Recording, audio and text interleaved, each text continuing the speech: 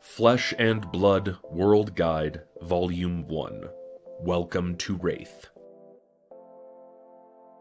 Trading card games are an incredible medium for bringing people together. Their unifying force transcends age, race, religion, gender, and even social status through a common language of playing great games. Flesh and Blood, the new classic TCG. Acknowledgements. When we first embarked on this journey, all we wanted was to make a TCG we'd be proud to call our own. Countless obstacles and challenges littered our path, yet overcome them we did, with the help of many great people. I cannot express enough my thanks to MJ and Nikki, whose skill, passion, and tireless work have brought to life the fantastical world of our dreams. James, whose patience and leadership encouraged us and kept us sane through countless setbacks. Our brilliant game devs, Chris and Jason, whose feedback has been invaluable in the creative process. All the talented artists, studios, and manufacturing partners that helped us turn our vision into reality. Elle, Cece, Chris Pierce, Kieran, teammates, friends, investors, testers, and confidants. Their faith in and love for our work gave us the will to press on through it all. And you, dear gamer, we hope you enjoy our work. Chapter 1: World of Wraith. Long ago, humans arrived on the shores of Wraith from a distant land, seeking a place to build their homes. They found a world of vast mountain ranges and volcanic plains, dense jungles and sheer cliffs, verdant meadows and iridescent forests. This is Wraith, a land fueled by magic. Once home to incredible beings beyond imagination, humans have overtaken the land, spreading across the continent and changing the land around them. Some learned to harness the innate magic in this world and wield it in battle. Others choose to rely on technology and human innovation. Once, the humans of this world were at war, clashing in devastating battles that decimated the land. For a time, it almost seemed as if humanity would be incapable of living alongside one another. But after many hundreds of years, Wraith finally entered a new era of peace. The people of Mysteria withdrew into the mountains. Aria erected great barriers to protect their realm from outsiders, and the kingdom of Solana shifted its focus to spreading the light. Volkor's empire unraveled into a state of constant warfare as its many generals fought amongst themselves for land and resources, while far to the north, a glittering city of copper and glass emerged, calling to like-minded individuals who looked toward the future. Now, this era of peace threatens to descend into chaos once more. The people of Wraith have become restless as seeds of dissent take root across the continent, and the world balances on the brink of war once again. Regions. Solana. At the center of Wraith lies Solana, a radiant beacon of hope in a world on the brink of chaos. For thousands of years, it has thrived under the guidance of devout scholars seeking to spread the glory and teachings of Sol throughout Wraith and unite humanity under a single banner. Aria. A fantastical realm where the landscape is ever-changing, fueled by a magical energy known as the Flow. Amongst the peaceful villages of Aria, celebrations and festivals are a regular occurrence, filled with performers, musicians, and entertainers. Savage Lands. A primordial jungle, this treacherous and unforgiving landscape is filled with hidden dangers and horrific beasts. From massive predators to vicious scavengers, poisonous fungi to carnivorous plants, the Savage Lands is home to some of the most treacherous wildlife known to Wraith. Mysteria. Among the mountain ranges of Mysteria lies a hidden world, concealed by a thick veil of mists. Removed from the struggles and conflicts of the outside world, they find satisfaction in introspection and self-discipline, training rigorously to strengthen their bodies and sharpen their minds.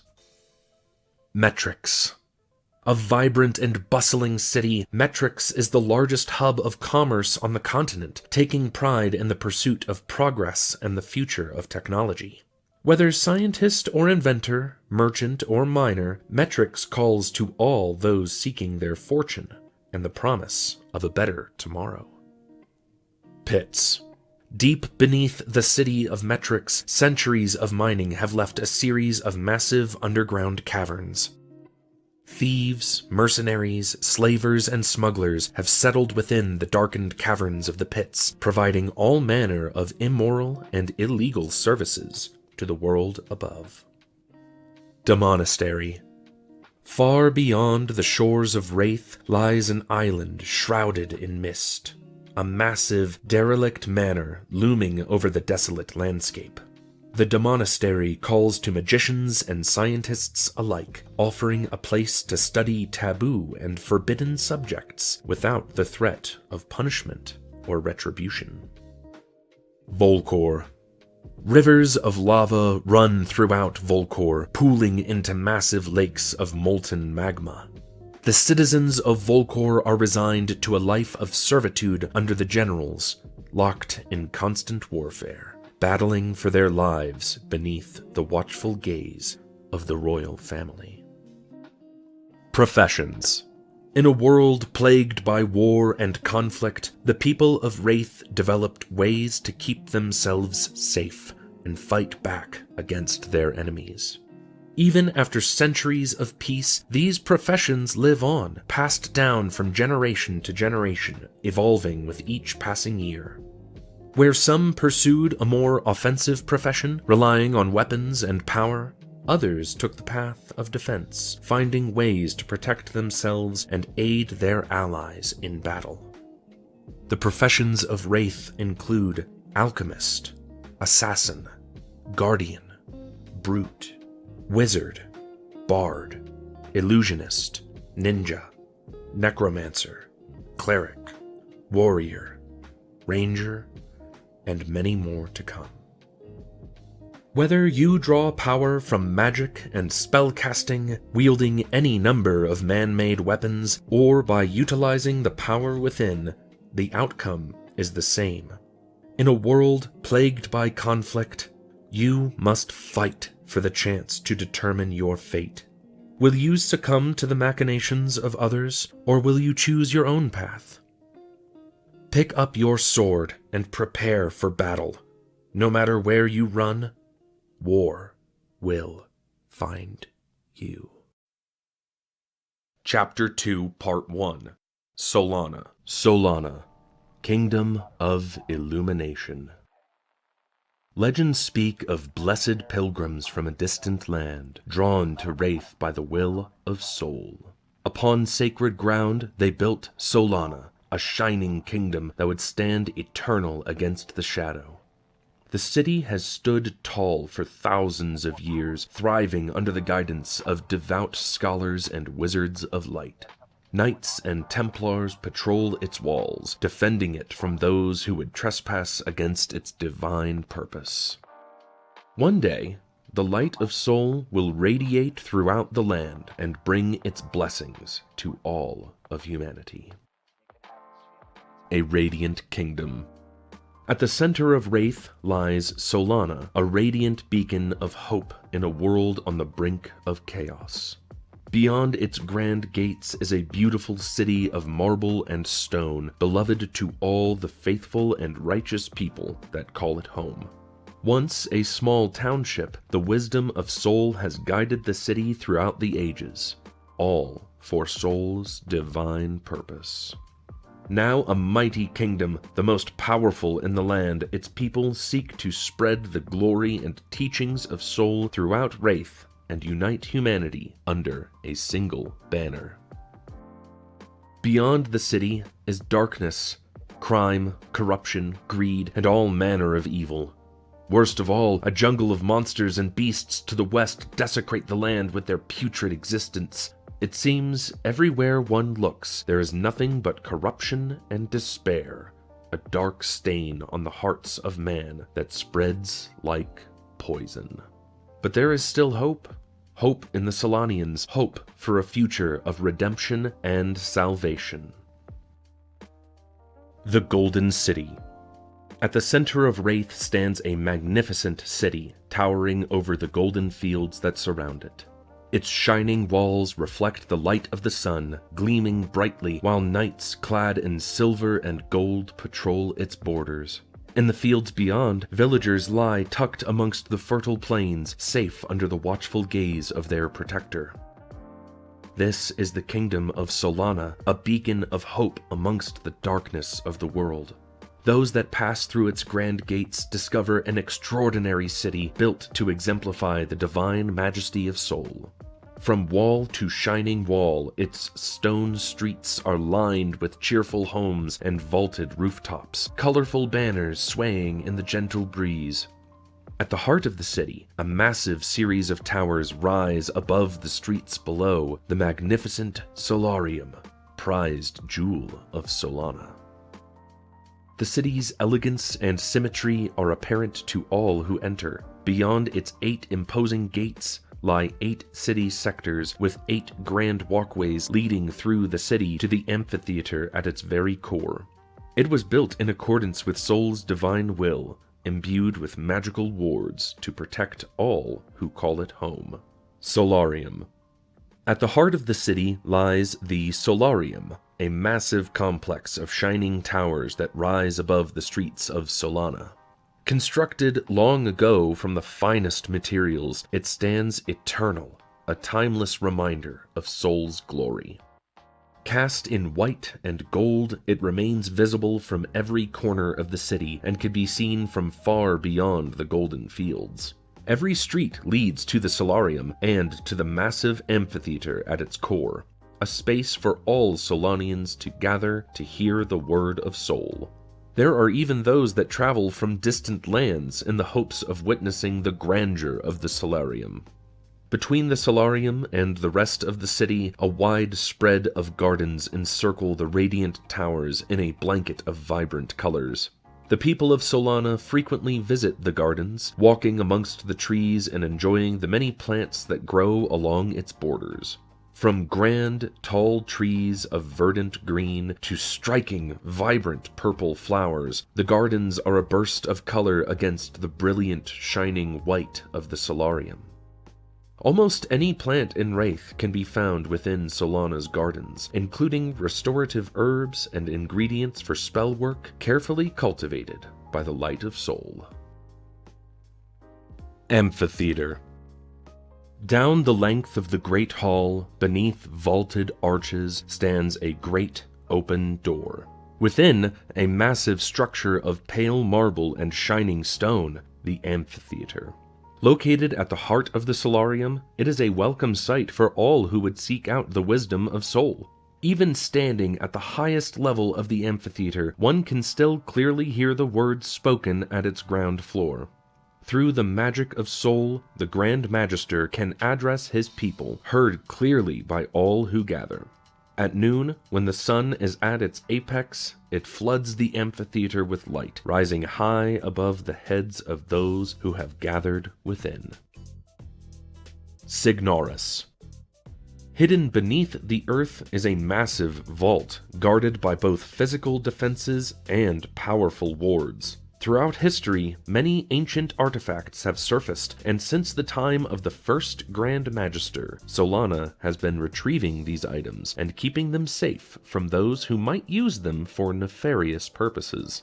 The Signoris remains a well-guarded secret, known only to the highest-ranking members of the Light of Sol.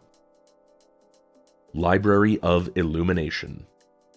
Those seeking knowledge travel to Solana for the sole purpose of visiting the Library of Illumination, a vast library located at the base of the Solarium. A grand sight, the floor is constructed from lustrous marble with floor-to-ceiling shelves containing thousands of tomes and volumes, as well as bound parchments authored by the scholars of Solana. Great mosaics decorate the floors, depicting the history of Solana and its people. Massive statues stand in a semicircle at the center of the main foyer, depicting the 5 Grand Magisters in ivory and gold, their impassive masks silently watching the scholars working below. Any Solanian can enter and read the tomes found within the library, which include Solanian history and information on the various districts of Solana. It also houses public records, such as family trees or details on significant individuals. Great tables line the hallways of the Library of Illumination, with spaces for any visitors to read and study. Travelers visiting Solana from beyond the city are also welcome to spend time here. The lower levels of the library, however, are located beneath the earth and are only available to members of the Light of Sol. Order of the Light. The light is the lifeblood of Solana, a radiant energy born of Sol. It is knowledge, wisdom, and integrity. It is valor and loyalty. The light guided Solana's founders to the shores of Wraith. It showed them where to build their home.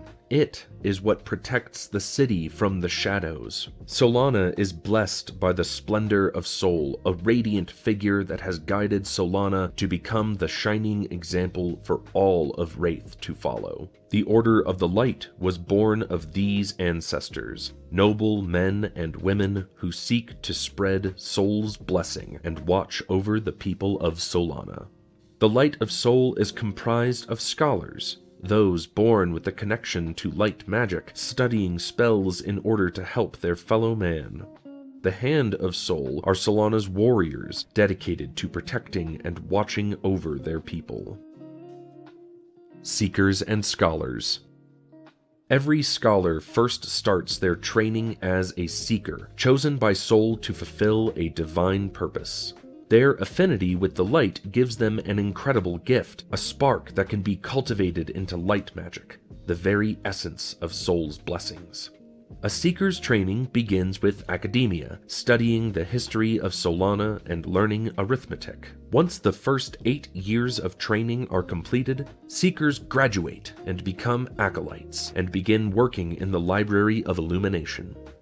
In addition to clerical duties, organization, and recording information, acolytes will study light magic and begin the delicate process of developing and training their magical abilities.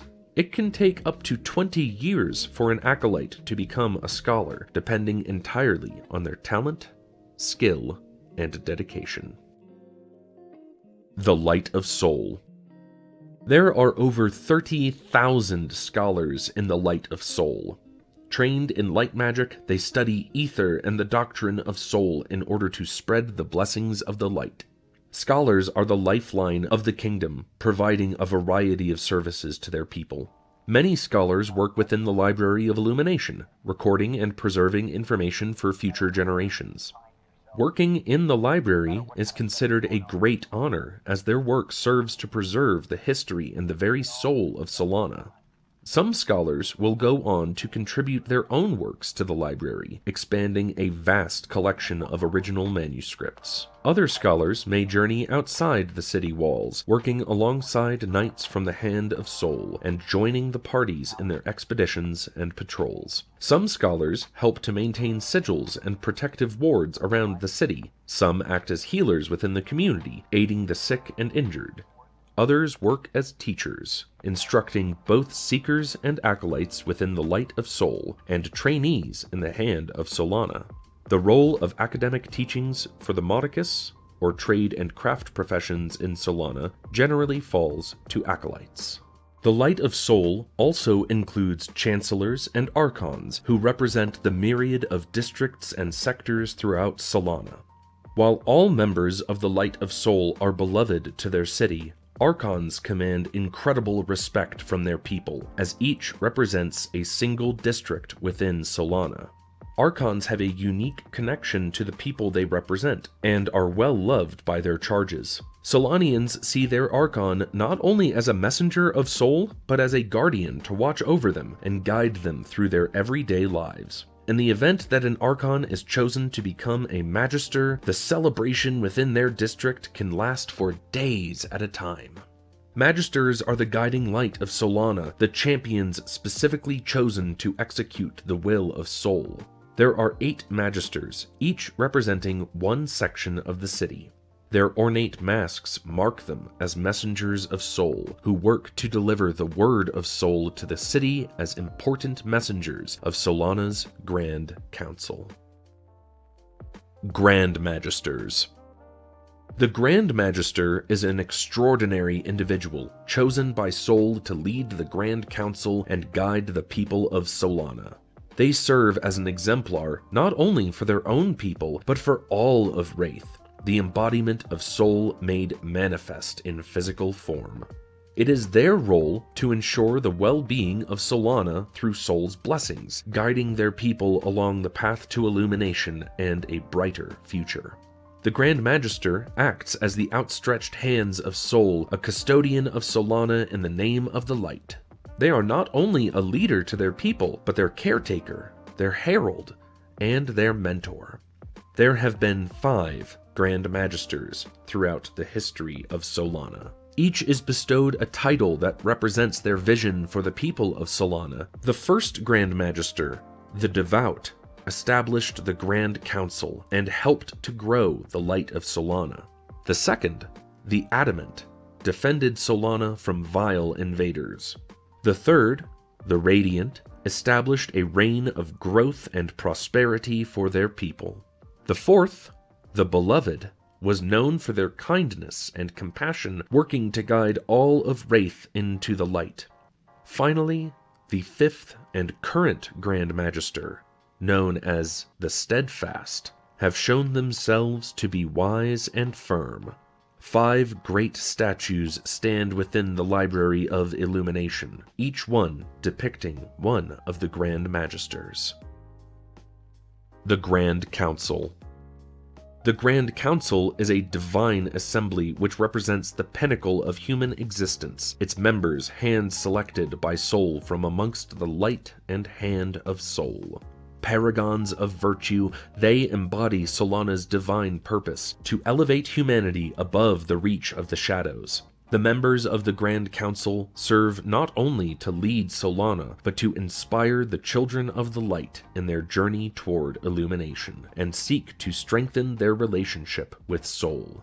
The Grand Council is led by the Grand Magister, comprised of all 8 Magisters and a selection of Archons and Templars. All matters of state pass into the hands of the Grand Council, who ensure the continued happiness and well-being of their people and of Solana as a whole.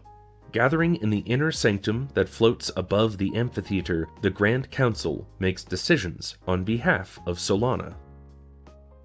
The Hand of Sol. The Hand of Sol is Solana's order of warriors who defend the city from outside threats.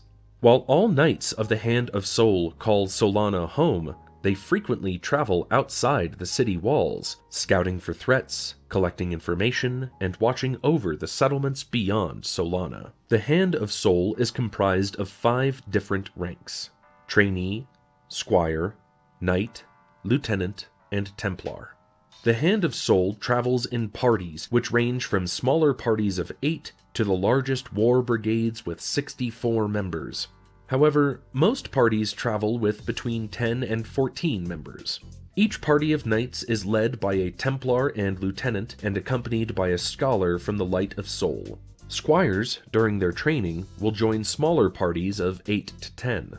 These parties travel the fields outside of Solana, checking on outlying villages and patrolling the golden fields beyond the city walls. Most knights in the Hand of Sol prefer armor with a mixture of plate and chainmail, providing a strong defense while still allowing a fair amount of mobility. While knights typically wear simpler armor, Templars and Lieutenants wear armor with more ornate designs, with engraving and gold embellishments to show their dedication to Sol. Parties traveling outside the walls commonly bear standards, proudly displaying their connections to Solana. All knights in the Hand of Sol take great pride in their role and dedicate themselves fully to serving their people, their city, and the glory of Sol. Templars.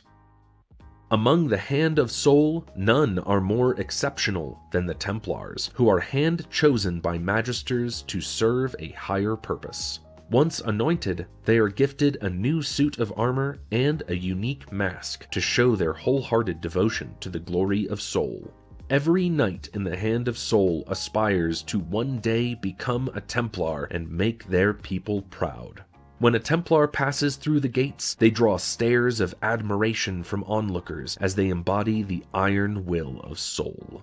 Templars serve not only as leaders, but as an example for all of Solana to follow. They guide their parties to glory, watching over the warriors in their charge, and working to protect their home and their people. Aside from the duties within the Hand of Sol, a number of older Templars also serve Solana within the Grand Council, helping the Grand Magister to guide their people. Gemini. There are rumors of a secret branch within Solana, neither hand nor light of Sol, but somewhere else entirely.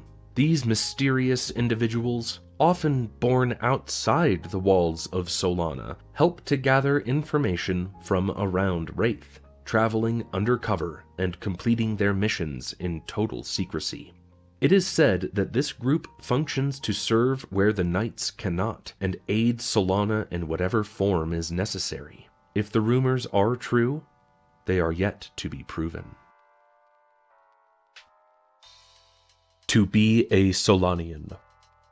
The people of Solana honor Sol in every aspect of their lives, from the young to the old, scholars to farmers, from those who live within its walls to those who live beyond. All rejoice under the infinite wisdom and glory of Sol. Solanians take great pride in upholding Sol's will, believing that they are Sol's divine emissaries. Each Solanian must act with courage and honor, as they are the living embodiments of Sol. Carrying the glory of Sol within their hearts, they seek to spread the teachings of the light to the rest of humanity, and welcome any who seek out the blessings of Sol. All who fully embrace Sol's light are welcomed by the people of Solana as one of their own. Those still on the path to Illumination are instead given a place among Solana's outer villages. These settlements, as well as any community that would embrace Sol's divine light, are granted protection by the power of Solana. Children of the Light. While all those who accept Sol into their hearts shall receive Sol's blessings, only those who have fully eradicated the darkness within can be known as children of the light. These are the true Solanians, citizens who live within the city walls, many of whom are descendants of the original founders of Solana. Villages and towns beyond the city walls are home to those who once lived outside of Sol's guidance, but chose to welcome Sol's light into their hearts. With time, they may work toward true illumination, and their children may one day be accepted into the city proper and given a home within the city walls. The Awakening. When a child of Solana turns 8 years old, an Archon will come to lead them to a room within the Solarium in order to conduct the Awakening ceremony. This sacred space is filled with items from ancient tomes to swords and shields, smithing hammers to aprons and looms. Every trade and profession in Solana is represented within. Once the ceremony begins, one of the items within the room will resonate with Sol's light and begin to glow, revealing the child's divine purpose. Many families within Solana have passed down their trades through the generations, honing their craft through Sol's divine guidance. First Grand Magister. The first Grand Magister of Solana was known as the Devout for their dedication and service to the glory of Sol. Under the guidance of the Devout, construction of the city began, starting with what is now known as the Library of Illumination. The Grand Magister decreed that knowledge was sacred to Sol, and that Solana could not become a grand kingdom without first becoming a well-educated one. The devout sent out scholars to gather ancient tomes and scrolls from all over Wraith and founded the Grand Council to help manage the growing city. The devout also called for the construction of a wall to protect the city, designed to combine physical defense with magical wards and sigils. This wall would be the beginning of Solana's transformation into a grand and wondrous kingdom. Solana owes its strength and splendor to the wisdom and dedication of the first Grand Magister, who believed that their people could one day save all of Wraith from the shadows. Solstice of Laurels. A ceremony for the Hand of Sol, taking place once a year. During the solstice, older squires are promoted to full knights, while others are promoted to higher roles within the Hand of Sol. The solstice begins with a great procession of knights, making their way from the outer walls of Solana to the solarium, where the ceremony takes place. It is common for Solana to receive visitors in the days leading up to the solstice, who travel from far and wide to witness the ceremony. Whether Solanian or visitor, all marvel at the sight of noble knights marching, resplendent in ceremonial armor. Chapter 2, Part 2, Dorinthia Iron Song, Tale of the Gifted Knight. Dorinthia Iron Song, Tale of the Gifted Knight. Centuries after the end of the Great Wars, Solana is experiencing an era of peace and prosperity, with the last of its great defenses completed and its people watched over by noble protectors.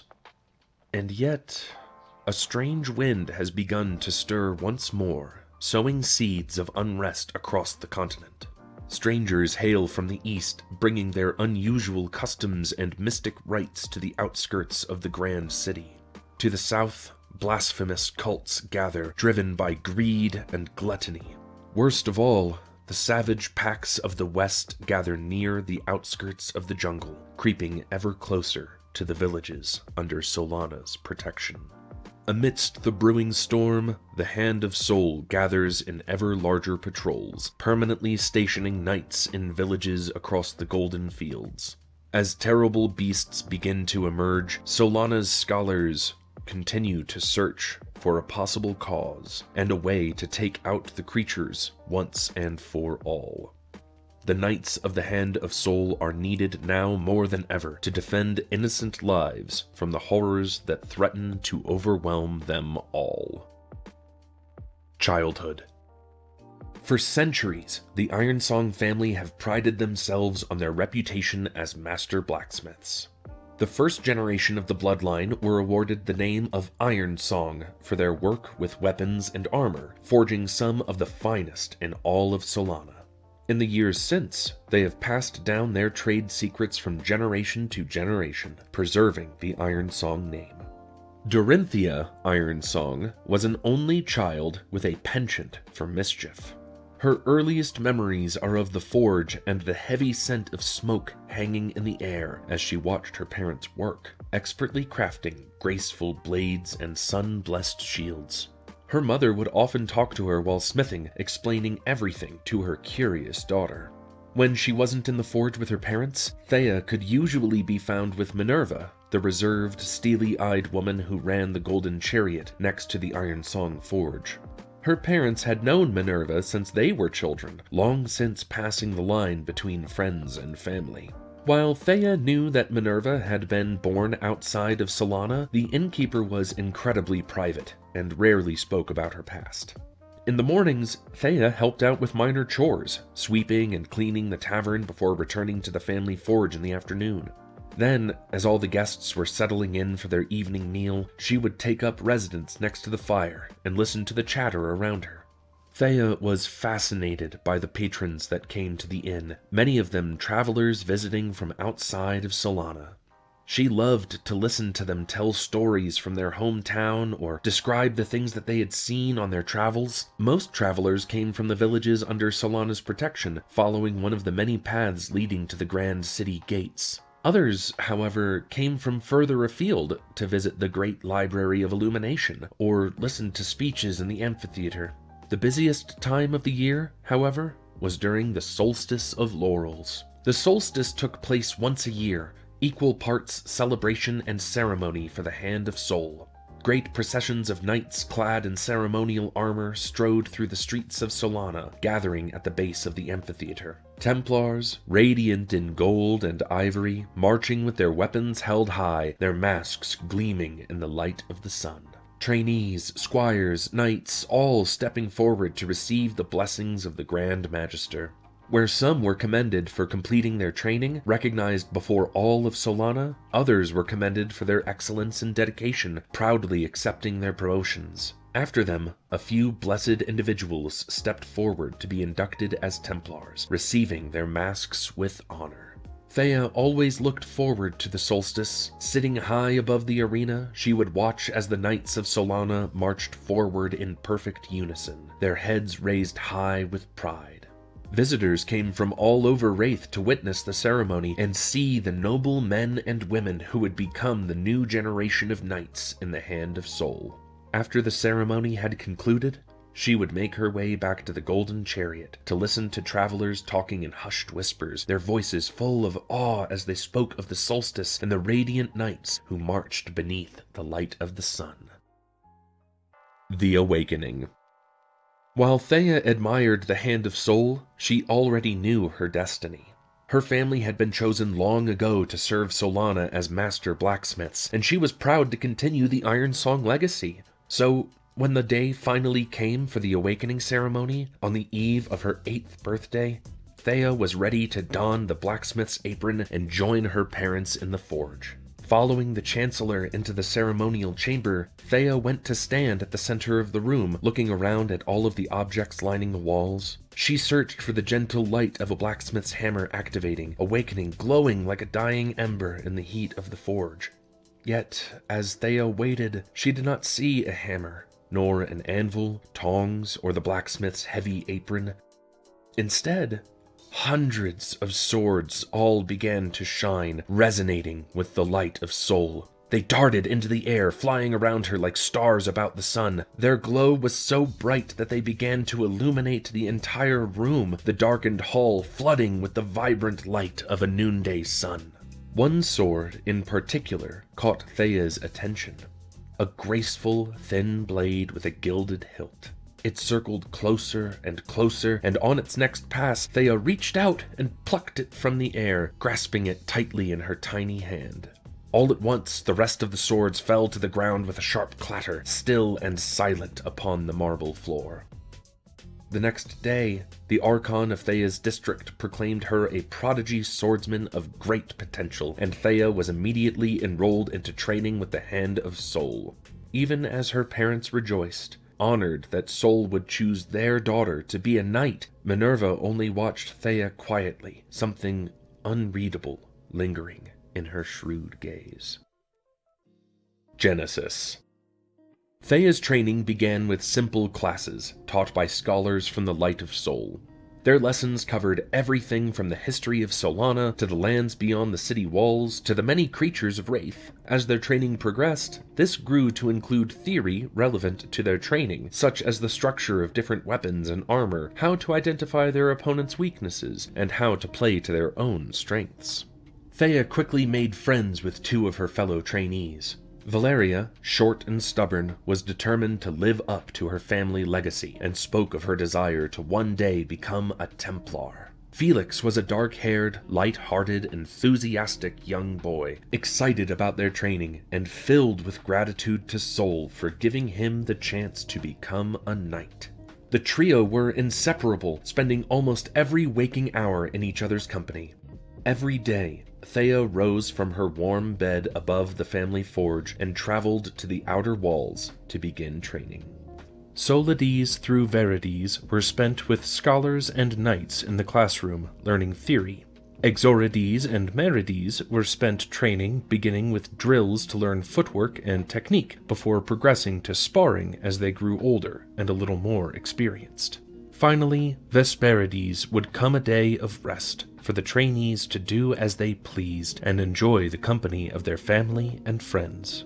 Thea, Valeria, and Felix often spent Vesperides either in the Golden Chariot, listening to travelers' tales, or in the Amphitheater, listening to the magisters who spoke the word of soul. On their way home, strolling amongst the verdant gardens of the Silvarium, they would often talk about the future, dreaming about the day that they would journey outside the walls as Knights of Solana. They wondered aloud about distant lands, imagining what they might see beyond the golden fields. The tales they heard in the Golden Chariot fueled their imaginations, and they dreamed together about the day they would step forward to uphold their sacred duty. Most of all, they dreamt about their future party and the radiant Templar that would lead them beyond the great gates of Solana. Over time, their schedule began to shift, allowing for more time for physical training to perfect their fighting abilities and prepare them for battle. Their lessons covered everything that they might need to survive, information that would be crucial to protecting themselves from the horrors of the outside world. "You have no need to fear the world beyond the walls," Charis told them. Their main instructor, she reminded them to put their faith in Soul. "The glory of Soul will protect you from any threat. Soul knows all, and will always guide you to the path of the light." Even as Thea reveled in their training, finding joy in the structure and purpose granted by the will of Soul, she struggled with the rigid beliefs of her teachers. Meanwhile, her fellow trainees grew quieter and more reserved with each passing year, settling into their roles within the hand of Soul. Come together. After 6 long years, Thea, Valeria, and Felix journeyed to the Amphitheater, excited to meet their party and receive the weapons and armor of a squire. The solstice of laurels commenced as the procession of noble warriors marched onto the stage, bowing their heads before the cheering crowds. As the trainees crossed the stage, pausing to receive the magister's blessings with a humble bow, Thea turned to look out over the crowds before her, all rejoicing under the light of the sun. The solstice continued long into the day, the figures of proud lieutenants stepping aside to give room to the Templars, resplendent in their gilded ceremonial armor. Thea and Valeria, assigned to the same party, stepped forward to meet the Templar striding toward them. A masked figure cast in gold and silver met their gaze, armor polished to a bright shine. The features of her mask pulled into an aloof expression, with eyes that made it seem as if she were staring straight through them. The Templar, Hala, introduced them to their lieutenant, a younger man named Forus, the knights of their party, Vitus, Pallas, and Darius, and Marcus, a scholar from the Light of Soul. The party left Solana the following day, and ventured out into the villages, patrolling and offering help to those in need. Repairing damaged buildings, tracking down lost livestock, bolstering defenses, digging wells, building fences, hunting wild beasts, tracking and exterminating groups of bandits, anything that the villagers needed. Marcus, a senior scholar, helped to heal the sick and injured and gave speeches about Soul and the blessings of the light. They roamed the plains beyond Solana, staying in villages for weeks, sometimes months at a time. By day, they worked tirelessly to help their neighbors, and by night, sat by the local inn's fire to hear stories from grateful villagers. On their travels, the party often told stories to pass the time, sharing their own experiences or stories from Solana's history. Thea's memories of her time as a squire were often fond recollections of those moments, spent laughing and chatting under the light of the sun. She often went forward to join Hala at the front of the party, finding moments to talk to the radiant Templar. Hala indulged the young squire, sharing tales of her past and lessons she'd learned while in the hand of Soul. Occasionally, Thea would manage to convince Hala to spar with her, taking advantage of the tiny breaks between their patrols. Wielding Dawnblade, the sword that she had been bestowed during her awakening ceremony, Thea was quick and agile, darting around her opponent with ease. However, the Templar was a relentless opponent, constantly one step ahead. In all their time together, Thea only managed to get past Hala's shield 3 times, basking in the quiet pride in Hala's voice as she congratulated her. Several months into their patrol, one villager spoke to them in whispers, describing a massacre that had been discovered within the jungles to the west. They described a party of knights that lay strewn across the earth, armor torn open, blood coating the ground in a layer of muddied crimson. The tale was not unusual in and of itself. The savage lands were known for their dangers, and occasionally a party was caught off guard by the beasts that lurk within. However, rumors began to spread of horrific beasts emerging from the jungles, charging along the outermost reaches of the savage lands in a mindless frenzy. As reports poured in of increased attacks on outlying villages, the party spent more and more time in the villages on the outskirts of the Golden Fields, patrolling the area in an attempt to lessen the attacks. They found villages ransacked, bodies lying in the fields, dusty roads littered with blood and entrails. From packs of smaller beasts to massive creatures with armored hides, the beasts of the savage lands were traveling further than ever before, frenzied. Relentless, they fought with reckless abandon, tearing a path through the village until they were finally struck down. Sometimes the party arrived in time to fend off the creatures and save innocent lives. At other times, they arrived to find an empty village, as if its townspeople had vanished in the middle of the night. The only signs of conflict came from the occasional bloodstain smeared along the side of a building, a streak of crimson left amongst the grassy fields. 5 years after the party had left Solana, Marcus woke the party before dawn. In the morning light, he relayed a message sent by an Archon, summoning them to one of the forward camps located on the outskirts of the savage lands. They traveled for almost 2 weeks before they finally arrived at the forward camp, finding a clearing filled with silver and gold. Knights, lieutenants, and Templars were packed into the camp, almost completely drowning out the merchant stalls lining the border of the clearing. The Templars' masks gleamed in the pale sunlight as they conversed with scholars gathered near the center of the clearing. Hala disappeared into the crowd to find the Archon who had summoned them, Marcus close behind. Behind them, the rest of the party lingered at the edge of the clearing, watching as the sea of knights parted before Hala's determined stride. Into the wilderness. Along the outskirts of the savage lands, forward camps lie hidden between the trees, constructed long ago by the hand of Sol. They serve as entry points to the jungle beyond, and as a safe space for knights and adventurers alike to rest and restock supplies. The camps usually accommodated for 1 or 2 parties at a time, and were mostly occupied by merchants, traders, adventurers, and the occasional band of mercenaries. Now, however, the forward camps were overflowing with warriors from Solana, bedrolls lining the clearing. Any party near the savage lands had been summoned. Templars and scholars stepped aside to gather in meetings, planning patrols and keeping the camps running as they discussed the growing threat from the savage lands. For weeks, they remained within the jungle, awaiting news from the Grand Council.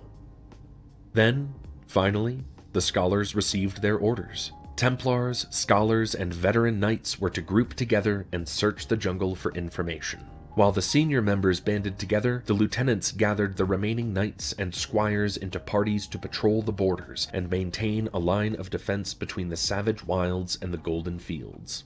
Faris took control of their party, leading them on minor scouting missions along the outskirts of the jungle. For months, they patrolled the borders of the jungle, hunting down any creature that emerged from the depths of the savage lands. Hala and the rest of her squadron were gone for days at a time, traveling deep into the jungle in increasingly longer journeys. In her moments of rest between missions, Hala would rejoin the party to check in on her charges and pass on any updates. In the time between all of the travel, meetings, and planning, Hala would occasionally find a spare moment to spar with Thea between the trees, a tiny respite from the quiet frenzy of the forward camps. The Road of Trials. One day, Thea's party was returning from patrol when they caught a glimpse of smoke between the trees.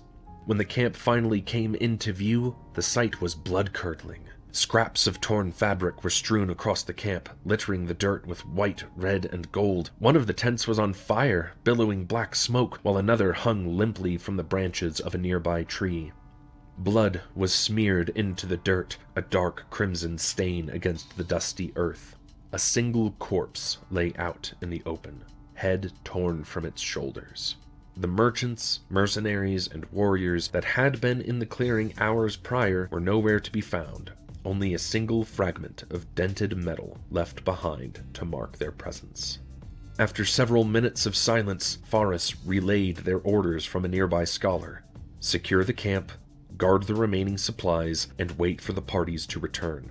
Thea tried to convince Faris to go after the missing people, that they could be out there somewhere, still alive, dying in slow, silent agony as they waited for someone to come for them. However, it didn't work. Quietly, gently, Faris repeated their orders, reminding her that Sol knew best.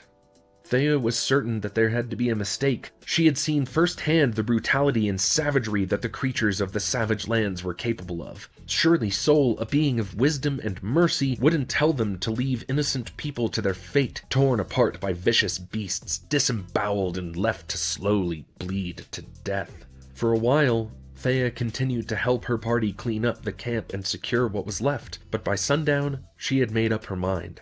As the sun began to set and those present were working to secure the camp, Thea took her chance. She stole several weapons from the stockpile and disappeared into the shadows. At first, she struggled to find any tracks, but eventually stumbled across some blood smeared against a tree trunk. Thea followed the tracks for several hours, stopping every so often to gather her bearings and find the next part of the trail. Then, at last, Thea found her missing people. 4 brutes lay within the clearing, while a 5th sat watch near the captives, its head bowed in sleep. 11 people were tied to the trees next to it. Thea recognized 6 of them as merchants, and 2 more bore the armor of the Hand of Sol. The remaining 3 appeared to be mercenaries, judging by their light armor. Slowly, quietly, she made her way over to the 2 knights, untying them and handing them a weapon each. While she worked on the mercenaries, she looked over, expecting the 2 knights to already be on their feet and helping others, yet they were still sitting against the tree. On closer inspection, Thea saw the wounds seeping crimson against their armor, the way they were slumped forward, faces waxy and pale. They were barely going to be able to walk, let alone wield a weapon. The rest of the group were little better. Many of the captives appeared to be badly wounded, exhausted, or suffering from extreme blood loss. Just as she began to wonder how she was going to help these people escape, she heard the distinctive rasp of metal against wood. Behind her, the guard rose to its feet, club clenched tightly in one fist. Thea drew her blade, already moving in an attempt to silence it before it could alert the rest of the pack, but it was too late. With a bellowing roar, it roused the other brutes from their slumber, and as the pack lurched to their feet, Thea noticed one of the warriors out of the corner of her eye, struggling to rise, leaning heavily on the tree as he straightened. Raising Dawnblade before her, Thea placed herself between the pack of brutes and the camp of survivors. She was preparing herself for battle when she noticed a faint flash of light between the trees, the metallic shine of silver armor. Hala and the rest of her party burst into the clearing, the Templar holding her shield out before her as she charged the brutes, brandishing her sword, shining with the light of Marcus's magic. Within seconds, the group was under attack, and the sounds of fierce battle filled the clearing. The party began to make some headway as one of the brutes ran into the jungle, badly injured. For a moment, it almost seemed as if they could all make it out okay. Yet before they could defeat the remaining brutes, before they could help any of the captives to their feet, before they could even try to get anybody back to camp, a great bellow echoed throughout the clearing. 9 more brutes emerged from the line of trees, one of them towering high above the others, skin gray and craggy, eyes dark as it charged toward them. They were outnumbered, overpowered, and outmatched. The party had no choice but to flee. As Hala sounded a retreat, charging at the brutes to give the rest of the party enough time to flee, Thea started forward to help the captives struggling to their feet. Then Marcus appeared before her. Blocking her path, he pulled her away, dragging her out of the clearing and forcing her to run toward the camp. As they dashed through the trees, the air was filled with the sound of pained screams echoing from all those they had left behind. When the morning came, the sun rising to flood the forward camp with light, only 3 members of the party had emerged into the campsite. Marcus and Thea arrived first, supporting Hala between them, gray-faced from blood loss, her head hanging limply from her shoulders.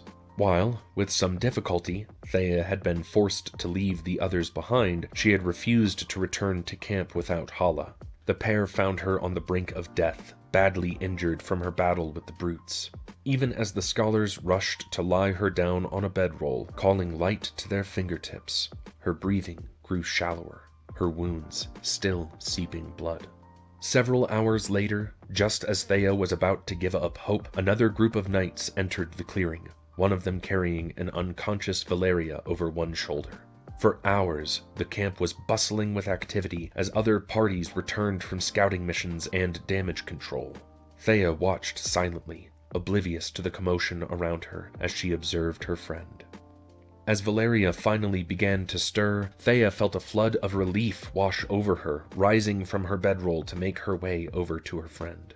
Yet, when Valeria glanced in her direction, her expression shuddered, and Thea watched as she turned her face away, a burning anger in her eyes. Return to the fold. In the years since leaving Solana, Thea had imagined their return to the city more than once. The party marching through the gates, welcomed by their people, pleased to return to their home. Yet, at the age of 19, Thea found the reality to be much different. Their quiet procession through the gates was somber, the walls pale in the light of dawn as they passed through the city streets. Valeria marched ahead of her, carrying Vitus' shield on one arm, completely silent. Hala sat atop a dark mare, her face still pale, clutching her side with one arm as Thea slowly led her horse forward. Thea could feel Marcus's gaze upon her back, and she wondered idly if Sol was watching her as well, looking on in disapproval. After handing in her armor, Thea made her way back to the smithing district. As she walked down the main street, gaze fixed on the outline of Minerva's tavern, she began to slow, coming to a halt in front of her childhood home. Through the open doors, she could see the forge burning brightly, smoke wafting out into the gentle breeze as her parents rushed toward her with open arms. She spent several hours with her parents, answering all of their questions with a growing sense of exhaustion. Finally, she found an opportunity to slip away to the golden chariot. The moment that she stepped through the front door, Thea came face to face with the tavern owner's steely gaze. For a moment, both stood completely still, staring silently at one another. Streaks of gray had appeared in Minerva's vibrant auburn hair, dark circles hanging beneath her eyes, fine wrinkles lining her skin. She looked so much older than Thea remembered, and yet, somehow, it seemed as if she hadn't changed at all. Just as she opened her mouth to say something, Minerva suddenly lurched forward, wrapping Thea in a tight hug. In the familiar comfort of the inn, Minerva listened silently as Thea described the last few years. She spoke of the rumors that had spread, of the fear and unease of the village they'd found in ruins. She spoke of traveling to the savage lands and patrolling the outskirts of the jungle. She spoke of coming back to find the forward camp in chaos, of the captives that had been taken and people still missing. She spoke of leaving to find survivors, of stumbling across the pack of brutes and trying to help them, and how it achieved nothing. That 4 of her party members had died trying to make up for her mistake. That they hadn't even managed to save any of the captives in the end. When Thea was finished, Minerva smiled sadly. "I know that you were only trying to do the right thing. That's what matters, Thea." Yet, even as Minerva comforted her, Thea felt the burden of her mistakes weighing on her shoulders, unable to forget the deaths that she had caused. Redemption. For months she waited, helping to serve customers in the tavern, working in the forge, and traveling to the outer walls for sparring sessions. The solstice came and passed, and while her fellow squires were inducted into the Hand of Sol as full knights, Thea remained on the outskirts of the ceremony with the other Solanians. For a time, it almost seemed as if she would never don her armor again, and she wondered what happened to those who failed to fulfill their chosen role. And then, she received a summons from Hala. The Templar stood tall, radiant in the center of the antechamber. Her shining armor hid any possible signs of what had happened, and Thea struggled to tell if Hala was fully healed or if she had suffered any lasting injuries or scars. Thea struggled to meet her gaze, head bowed as she murmured her greetings. For several moments, silence filled the room until she finally looked up. Hala's impassive mask stared back at her, even as she gently placed a hand on Thea's shoulder. "Are you ready to prove yourself?" Rite of Passage. Once a year, the Kingdom of Solana holds the Solstice of Laurels, a celebration of the Hand of Sol. Templars, resplendent in their ceremonial armor, lead great processions of knights through the city streets, gathering at the base of the Amphitheater. Then, at noon, the ceremony would finally begin. Squires completing their training stepped forward to stand before the Grand Magister, heads bowed as they proudly received the blessings of Sol. Thea slowly stepped forward, bowing deeply before the radiant figure of the Grand Magister. Despite the prestige of her accomplishment, promoted to lieutenant at just 21 years old, Thea remains strangely solemn. She cannot forget the events that have led to this moment, or the people that she has lost along the way. With her mistakes weighing heavily upon her shoulders, Thea is determined to do better, and to become an exemplary lieutenant worthy of her position. Before the people of Solana, Thea makes a promise to herself. She will learn from her past, follow the will of Sol, and honor her people. "In the name of Sol, I swear that I shall serve Solana to the best of my ability until death relieves me of this sacred duty. I swear that I will protect Solana and all those who live within its walls." Her voice rang out, cutting through the hushed quiet of the crowds watching over her. "By the blessed light, I shall carry out this oath, and never shall I knowingly nor willingly violate this, my solemn oath and obligation as a lieutenant of Solana, the outstretched hand of Sol. By the glory of Sol's light, in Sol's name, so shall it be." Family. Lucius Herodian. Caring, kind-hearted, and easygoing, he has always been close to Thea and often encouraged her innate desire to question the world around her. While Lucius lacks the long heritage of his wife, he is a proud member of the Ironsong family, with a talent for forging shields. Vesta Ironsong. Descended from a long line of blacksmiths, Vesta is incredibly dedicated to her work. While firm and disciplined, she believes in her daughter wholeheartedly and loves her dearly. Vesta has a special talent for creating weapons and enjoys creating more elaborate designs for the Templars that visit their forge. Minerva Themis. The owner of the Golden Chariot, a tavern next to the Ironsong family forge. Minerva is abrupt, direct, and incredibly stubborn, yet thoughtful and wise beyond her years. Minerva's calm guidance was a constant throughout Thea's childhood, as she attempted to rein in the unruly, inquisitive young girl. Training. Valeria Sunstrike. The daughter of a Templar and a lieutenant, Valeria comes from a long line of knights, and is devoted to following in her mother's footsteps by becoming a Templar. She has 3 older brothers, all in the Hand of Sol, one of whom became a Templar at just 26 years old. Valeria is fiery, determined, and outspoken. Felix Amaris. Felix spent the first 8 years of his life working alongside his father in the markets, while his mother patrolled the borders of Solana as a knight in the Hand of Sol. He was delighted when he was chosen for the Hand during his awakening ceremony, and hopes to make his mother proud. Felix is cheerful, caring, and incredibly loyal. Charis Steelsworn. A knight in the Hand of Sol, Charis teaches young trainees, helping to polish not only their swordsmanship, but their minds as well, teaching them patience, self-discipline, and confidence in their own abilities. While she is a strict and firm teacher, she's fair and has faith in her students. Party. Hala Goldenhelm. A Templar in the Hand of Sol, Hala is serious, distant, and reserved, dedicated to her role as a Templar. Hala has a rigid code of conduct, strong morals, and little patience for those who do not take their role seriously. She believes that Thea has the potential to become an incredible warrior if she could only put aside her rebellious streak and listen to her elders. Faris Lucretius. The lieutenant has worked with Hala since he was a trainee. Friendly and optimistic, he is the heart and soul of the group and cares very deeply for his fellow party members. Despite his easygoing nature and good sense of humor, he is a skilled warrior and takes his role as lieutenant seriously. Faris has a soft spot for Thea, who reminds him of his younger sister. Vitus Callistos.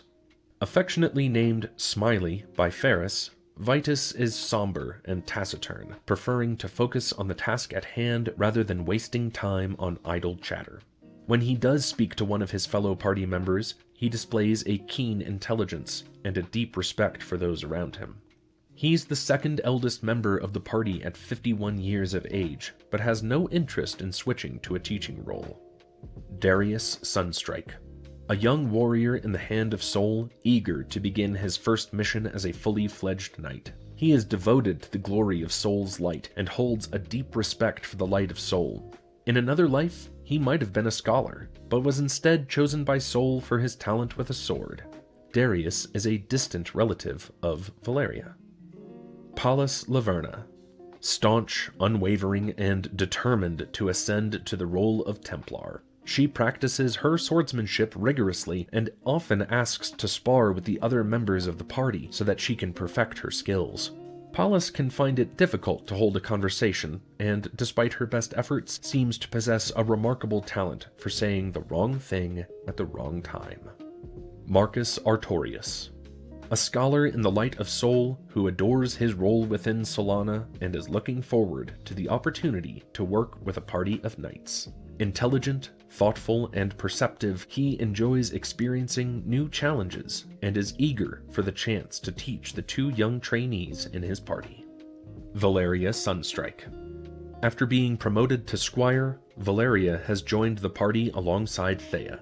While she's happy to be in the same party as one of her friends, she struggles with feeling inadequate next to Thea and can't help but get frustrated with Thea's need to question everything. Valeria quickly developed a strong friendship with the older knights and deeply respects all the members of her party for their skill and dedication. Days of the week. Sunday is Solides. Monday, Lunides. Tuesday, Ides. Wednesday, Virides. Thursday, Exorides. Friday, Merides. And Saturday, Vesperides. Chapter 3, Part 1. Savage Lands. Savage Lands. Eat, kill, survive. An ancient, primal wilderness, the Savage Lands is a jungle that sprawls far to the west of Wraith. This seemingly endless expanse of dense growth is unrepresented by any map due to its sheer size and the dangers that lie within. It remains untouched by the passage of time, as generations of humans try and fail to tame or settle any part of the vast jungle. The first known explorers to survive the Savage Lands described a treacherous and unforgiving landscape filled with hidden dangers and horrific beasts. With no landmarks to mark their passage through the jungle, they found themselves lost within an endless expanse of trees with no way to navigate the jungle. Many members of that first party lost their lives within the wilderness, their corpses left to rot amongst the trees. However, those that survived returned with a wealth of information on the dangers and mysteries of the primordial jungle. From massive predators to vicious scavengers, poisonous fungi to carnivorous plants. The Savage Lands are host to some of the most unique, treacherous, and vile wildlife known to Wraith. Explorers have described being hunted by dark creatures that stalk their prey from the shadows, or watching their fellow adventurers writhe in agony as a deadly toxin spreads through their bloodstream, or trying in vain to hide from some massive, rampaging beast trampling anything that crosses its path. The Savage Lands is a minefield of unknown dangers waiting to claim the lives of the careless and the ill-prepared. Despite the dangers, foolhardy adventurers gather from all over Wraith, attracted by the stories of successful hunts and famed explorers. A growing number of encampments have appeared on the outskirts of the jungle as more adventurers continue to arrive, risking their lives in hope of achieving fame and fortune. The Primal Way. The jungle claims the weak, the feeble, and slow. Those who cannot endure, their end feeds the wild. The wild claims the blood, the flesh and bone, feasts upon the dead, and the dying all. Where is the kindred of the jungle deep, whose heart still beats somewhere beyond? Predator or prey, kill or be killed. In fear quake all who at death's feet lie. Call of Adventure. A vast and mysterious jungle, the Savage Lands attracted many prospective explorers, all eager to discover what lay hidden within its depths. Adventurers who entered would inevitably disappear, their bones abandoned amongst the undergrowth, a legacy of the lost. Occasionally, rumors would surface of some brave adventurer who had re-emerged, telling tall tales of horrific beasts and hidden wonders. Many stepped forward to explore the jungle, and yet no one could survive long enough to bring back information on what lay within. No one, that is, until Theodore Hamilton Scarborough. A researcher who sought to uncover the jungle's secrets, he amassed a large team of mercenaries and explorers and led the first successful expedition into the Savage Lands. Of the original 24 team members, only 5 would emerge alive. Scarborough wrote at length about his experiences, an account that would soon be published as the first known information on the fauna and flora of the Savage Lands. Deadly Flora. Scarborough's notes speak at length of the toxic and poisonous plants that lay within the jungle, and the effects that they had upon the people he worked with. Whether it was a team member who decided to try their hand at jungle cuisine, to one man who merely touched a fungus with his hand, he relays their fate with horrifying detail. Convulsing on the ground, foaming at the mouth, eyes rolling back into their skulls as blood seeps from every pore, screaming as they writhe in agony. All of these and more numbered amongst Scarborough's descriptions. Yet not all of the plants found within the Savage Lands seem to have such disastrous side effects. Scarborough hints at the existence of a small number of beneficial and restorative species from the jungle depths, though his work provides only one account of such a plant. Dangerous fauna. The bestiary notes from Scarborough's work detail an even more horrifying reality. From great scaled beasts with dripping fangs to creatures with crystalline skin and serrated limbs, the creatures in the Savage Lands seem to be nothing short of lethal. Elite predators and monstrous beasts populate the jungle, striking down their prey with deadly accuracy, tearing apart their prey to glean every last scrap of muscle and marrow. Their gaping maws drip with blood, beady eyes gleaming in the dark as they devour the raw flesh of their prey. In the shadows behind them, small scavengers lurk, waiting for the opportunity to pick apart the remains for scraps of muscle and marrow. Primal, aggressive, and deadly, the creatures of the Savage Lands possess traits that make them deadly to anything that crosses their path. It is these exact traits that were the basis for Scarborough's extensive research. Bestiary of Scarborough.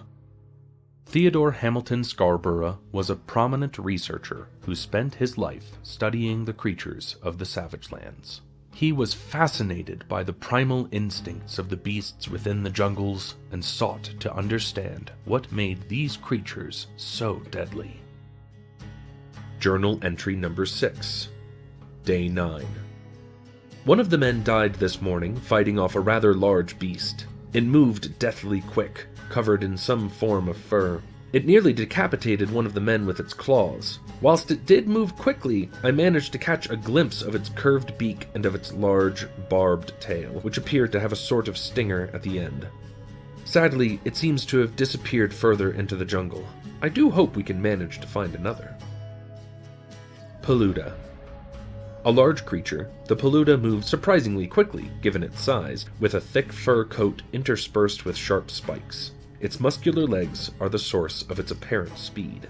Its muscular tail is capable of sweeping any animal off its feet, leaving it vulnerable to the Paluda's deadly hooked claws.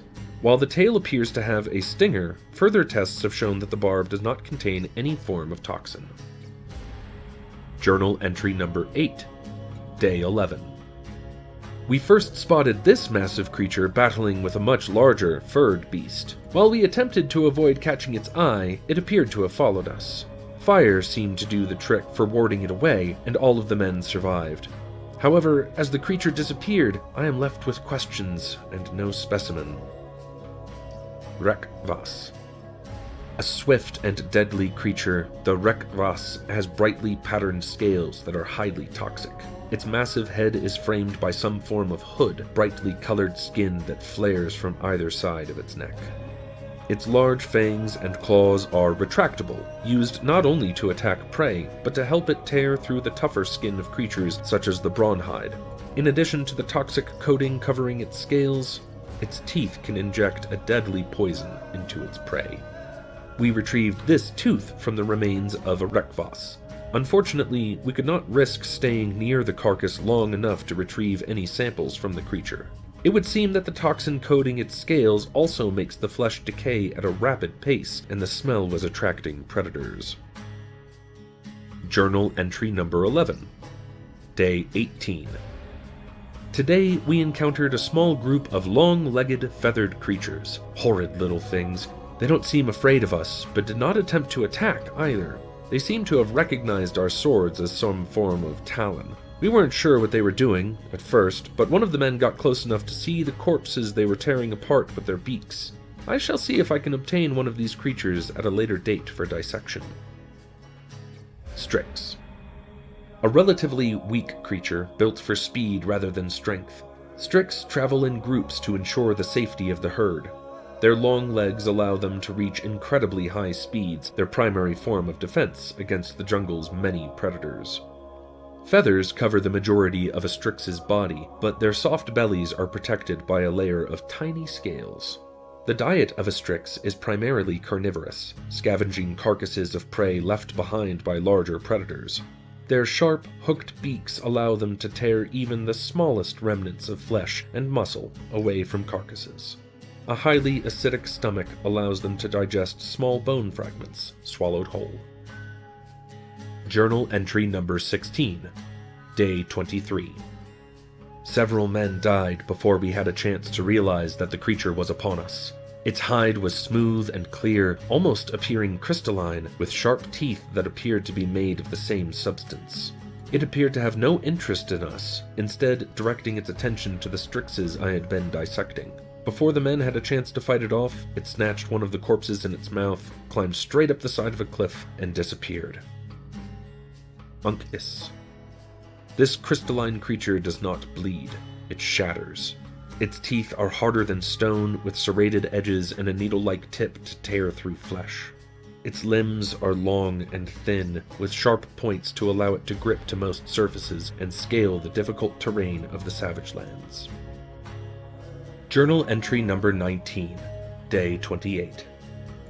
We almost walked straight into one of these. The beast was massive, the height of a man and half again. Its thick hide was covered in fur, two great canines protruding from its mouth, both thick as a man's arm. With great difficulty, we hid in the trees, waiting for hours until the beast finally left. Luckily, it appears to be rather short-sighted. Brawnhide.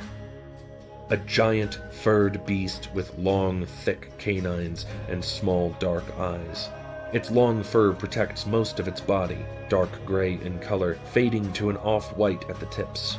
It appears to make up for its poor sight through its incredibly powerful sense of smell. I have witnessed it track prey through the jungle by scent alone. Their canines are almost impossible to break, both thick and incredibly strong. The Brawnhide has a set of claws at the base of their feet, though their feet are far too large and their legs too short for the claws to be of any use. Journal entry number 23, day 32. Only a few of us remain after what happened this morning. Yet another beast attacked us, a ghastly amalgamation of fur and scales. Its 4 eyes were staring straight at me, blood dripping from its curved fangs, when Thomas had the idea to throw his torch at it. The fire caught immediately. The scent of its burning flesh was very distinctive. It must contain some kind of acidic compound. A toxin, most likely. Skira. One of the Savage Land's most skilled predators, they are almost completely nocturnal, relying on the darkness to help mask their movements while stalking prey. Their 4 eyes are likely to help it see in the dark in order to hunt its prey. Avoid their poisonous spikes at all costs. The barb at the end of its tail is also highly toxic. Large, muscular creatures with 2 pairs of eyes and long, curved claws, similar to talons. Skira are covered in a mixture of fur and spikes, patterned with dark, irregular spots. While the spikes do not appear to be poisonous, they do make it rather difficult to dissect. Botanical Compendium. Here is the section of Scarborough's notes regarding botanical studies. Despite our best efforts, some of the journal entries have been lost in our attempts to compile his works. Journal entry number 4, day 6. These brightly colored bushes are found all over the jungle, notable for their thick, glossy red leaves.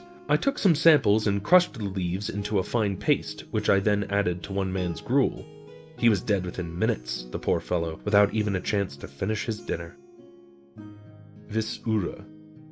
A short, dense bush with thick roots. The leaves of the Visura are poisonous to humans, but most creatures in the Savage Lands are immune to the toxins found within. Its roots, however, are a potent energy source, and safe to eat. One must be absolutely certain to remove every trace of leaves before boiling the root, as the toxins will release into the water and contaminate the entire batch. Pata. A vibrant red fungus found within the Savage Lands. It grows in large, flat, parallel formations, somewhat resembling a series of shells. Its brightly colored surface is covered in a thin layer of a deadly neurotoxin, which can cause seizures and death within minutes of skin contact. Using the fungi in any form proves incredibly difficult. Crushing it will cause its toxic spores to release into the air, burning the pata releases toxic smoke, boiling it contaminates the water. Any alchemist who wishes to use the pata as a poison will struggle to do so without killing themselves. Journal entry number 5, day 6.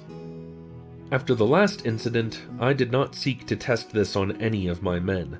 I only have so many, after all. However, Drew was determined to prove it was edible. "It's only a mushroom," he said.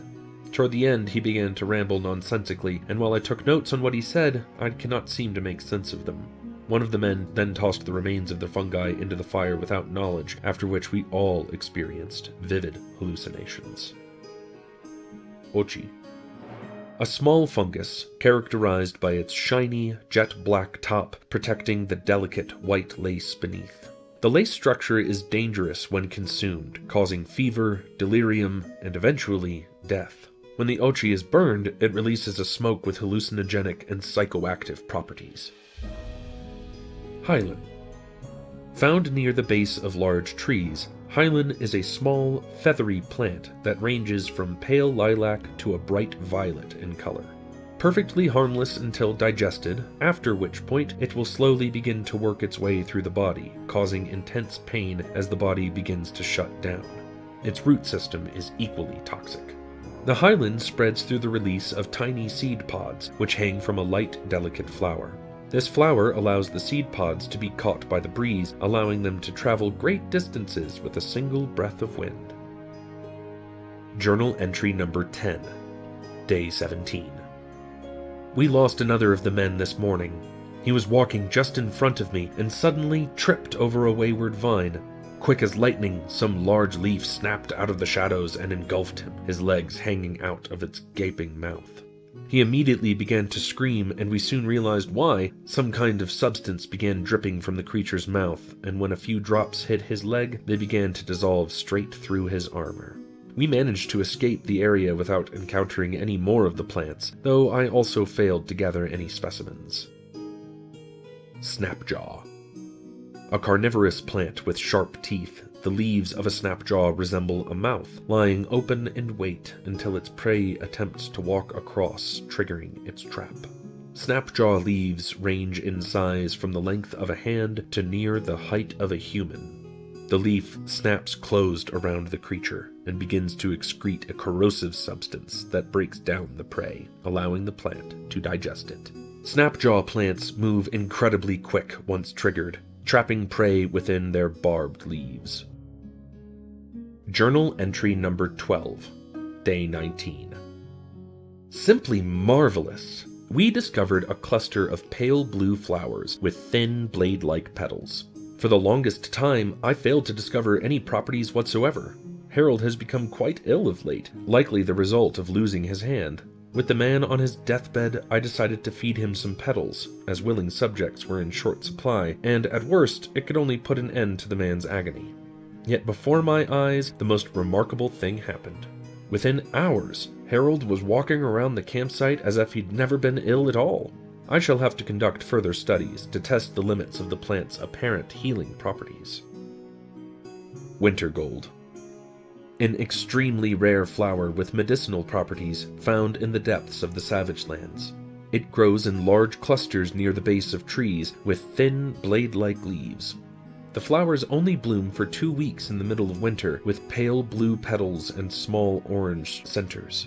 I have struggled to retain any samples of the winter gold. Even removing the plant whole and carrying it in a basket of soil has proven futile, as the plant begins to wither within a matter of hours and was dead 2 days later. I attempted to dry the flowers, preserve them in alcohol, press them, all to no avail. In a moment of desperation, I purchased some lower-grade alchemical equipment from a merchant and attempted to create a potion from the flowers on site. That, too, failed. The flowers of the winter gold are incredibly delicate and wither very quickly upon removal from the plant. If there is a way to successfully preserve them, I have yet to discover it. Journal entry number 15, day 22. We stumbled upon some strange form of plant today. It appeared to be some thin, climbing plant that had taken the shape of a tree. I believe these may once have been smaller vines that grew up the side of a host tree, retaining its shape once the host died. However, even when the tree itself had rotted away, the vines remain, seemingly no worse for wear. I shall search for a smaller sample of this plant so that I might study its full growth cycle. Thieves' Ladder. These vines start out small and thin, taking root at the base of a large tree. The plant then begins to climb upward, setting down roots that slowly work their way through the tree bark. Just yesterday, I found a bronhide skull with one of these vines attached, and the root system had burrowed its way through solid bone. Once established, the thieves' ladder roots then seek out nutrients and water within the host tree as the vines climb up the surface of the tree, weakening the host. Once the host dies, the thieves' ladder is left behind, a shell relying on its own root system to provide water from the soil. One has to wonder, then, if it eventually suffers a similar fate at the hands of another thieves' ladder. Journal entry number 18, day 27. After the success of the winter gold flower with Harold, one of my men demanded to use it as well. Copper has been suffering from some form of respiratory illness as of late. I refused to allow him access to my winter gold samples, and so he decided to consume the glowing berries that we found. I barely had time to realize what he had done before he died. Needless to say, the men will hesitate before disobeying my direct orders again. Kindleweed. a plant known for its small, glowing red berries and thorny black leaves. While its colorful berries may appear to be a welcome source of energy, the kindleweed is among some of the most poisonous plants in Wraith. Ingesting just one of these tiny berries can kill an adult human within minutes. Bloodroot moss. A seemingly delicate violet plant with small, soft leaves. However, this invasive species seeks out living creatures rather than soil, absorbing nutrients and glucose from their blood. Adult plants produce an abundance of fine, airborne seeds, which are easily carried on the wind. Once they land in a creature's fur or skin, they will sprout thin roots, which work their way through the creature's skin in search of blood. The plant will then begin to spread very rapidly, coating the animal in moss. Journal entry number 20, day 29. The trees of this jungle are far more hardy than those found anywhere else in Wraith, putting down large roots to aid survival. Many of the jungle's fiercest predators lurk within their branches, watching their prey from above, waiting for the perfect opportunity to strike. They have dense wood, which, although difficult to light, can burn for hours at a time once properly stoked. One fire exceeded temperatures found in any forge or factory I have visited to date. Druden. The wood of this tree is incredibly dense, making it one of the strongest and most viable trees in the Savage Lands. Their branches grow in unusual, twisted shapes with broad leaves to soak up any available sunlight. The leaves, while bitter, are non-poisonous. Howler. A large, slow-growing tree with an incredibly thick trunk. The favored nesting ground of multiple species of birds, howler trees can survive for hundreds of years and are often used as shelters due to their roots lifting off the ground once they begin to mature. Stoneberry tree. With long, thin trunks and massive leaves, the stoneberry tree is somewhat of an oddity. Its berries are very large and hard as stone. Falling stoneberries are more than capable of crushing bone and have decapitated more than one unsuspecting adventurer. Hecklers. Perhaps hecklers were once human, lost within the jungles long ago. Left to fend for themselves in an unforgiving landscape, they left behind their humanity in order to survive. Hecklers are ruthless, feral, and violent, attacking anything that crosses their path. They travel in small groups, wearing makeshift armor made from leather and furs. Groups of hecklers have been known to ambush traveling parties, raiding their corpses for anything useful, taking weapons, tools, food, or other supplies. First encounter. On one of his expeditions, Scarborough and his crew were taking an opportunity to rest when a group of feral humans ambushed them just before dawn. This was the first recorded encounter with hecklers, thus named by Scarborough for their quick and quiet attacks. It is my experience that hecklers rarely seek true confrontation. Like tiny birds, they flit in, snatch what they desire, and disappear just as quickly as they had arrived. Despite my best efforts, I have failed to encounter many hecklers, only catching glimpses on the occasion that they ambush my crew. Of course, this could not begin to compare to Scarborough's next encounter with a sentient creature inside the jungle. On the very same expedition, his campsite was once again ambushed, yet this time the experience was markedly different. A pack of great hulking beasts came charging out of the trees. They were one and again the size of my largest man, with thick hides and beady red eyes. I barely had time to escape with my life. I witnessed several of the beasts hunched over one of my men, tearing open his flesh with their bare hands, entrails hanging from their gaping maws. While I fled, their screams followed me, echoing through the trees. After this encounter, Scarborough managed to escape the jungle alive, and soon returned on another expedition. In later years, he returned home to pursue his research and conduct experiments based around his time in the Savage Lands. It is these experiments that led to the creation of the Invalesco serum and the work that would make him famous across all of Wraith. Brutes. These massive beasts are vicious, bloodthirsty, and incredibly hostile. Brutes are deeply territorial, and one of the deadliest creatures within the Savage Lands. They tower over all humans, almost double the height of the average man, and the muscle mass to match. Their immense strength and violent natures make them incredibly dangerous opponents. While sentient, they are slow and unintelligent, relying mainly on strength and brute force to decimate their prey. They often collect trophies from their fallen prey, from small skulls tied onto their armor to locks of hair or ears attached to a belt, or armor decorated with hides and fur. Legends and Fools. Tales of Scarborough's time in the jungle have attracted adventurers from all over Wraith, drawn by the tale of monstrous beasts and incredible battles. The allure of the untamed wilderness proves impossible to resist for many, a mysterious region filled with legendary creatures. One after another, would-be heroes arrive to challenge the wilds within. For some, it is a chance to prove one's own abilities, pitted against dangerous beasts and the jungle itself in a savage battle to the death. For others, it is a chance for fame, to reach the legendary status that Scarborough has achieved. Yet others arrive seeking fortune, pursuing the lucrative contracts offered by corporations, researchers, and those wishing to cull the beasts within. Forward camps.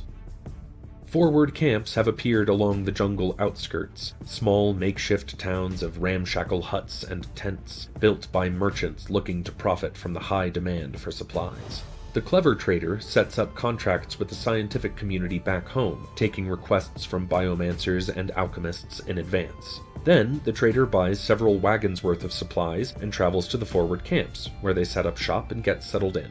While there, they can not only sell supplies to those who come through, but buy samples and specimens from those returning from the jungle. Once they've acquired all of the items on their list, they simply pack up shop and return home to sell their goods at inflated prices. The system has become the groundwork for a network of forward camps scattered along the perimeter of the Savage Lands. Adventurers will trek into the jungle, see what they can salvage, and return to the forward camps to sell to merchants seeking samples from within the jungle. There are also a growing number of mercenaries who travel to the forward camps, looking to accept a contract on a particular beast. These creatures are often difficult to find and incredibly dangerous, but for those willing to risk their lives, these contracts are also incredibly lucrative. Some researchers come to the Savage Lands themselves, setting up the forward camps to make contracts directly. Occasionally, one particularly reckless researcher may decide to employ a small team of hired hands and enter the jungle themselves. Sometimes, this is to study their field of research hands-on, looking at plants and creatures in their natural environment. Sometimes, this is because they are searching for a rare item, one that only an expert could identify. Other times, it is to conduct their experiments somewhere secluded, where nobody can hear the screaming. Of course, not everyone who comes to the Savage Lands is a trader, researcher, or fortune seeker. The Knights of Solana are also a regular sight within the camps, helping with defense in exchange for a safe place to rest in between patrols. These knights pursue a nobler cause, hunting down the beasts within in order to protect the villages that lie beyond the outskirts of the Savage Lands. Those venturing into the jungle must be well prepared. Whether a mercenary, explorer, or a knight, those who enter the Savage Lands all carry the same essential items.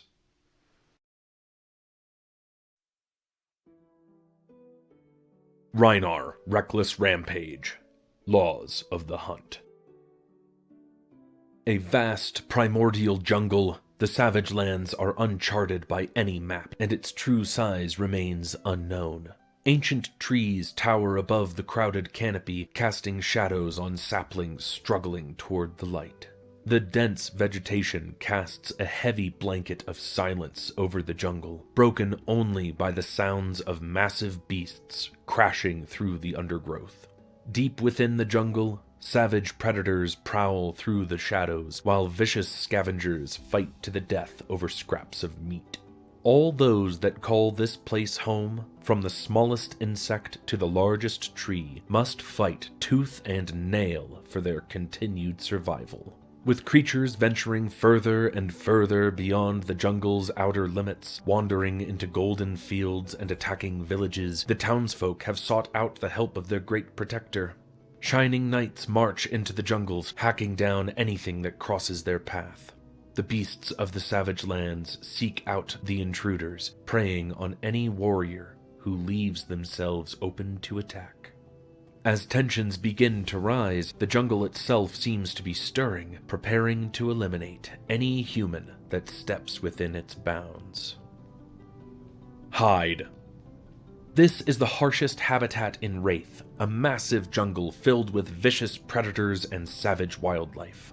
Inside a small hollow, beneath the roots of a howler, a small pup opens its eyes for the first time. This is a brute, one of the fiercest predators in the savage lands, yet as he crawls out of the pile of rotting carcasses, he is no more dangerous than a newborn Jakara. Hunger drives him to leave the safety of his burrow, following the scent of fresh blood in the air. This will be his very first hunt, and may very well be his last.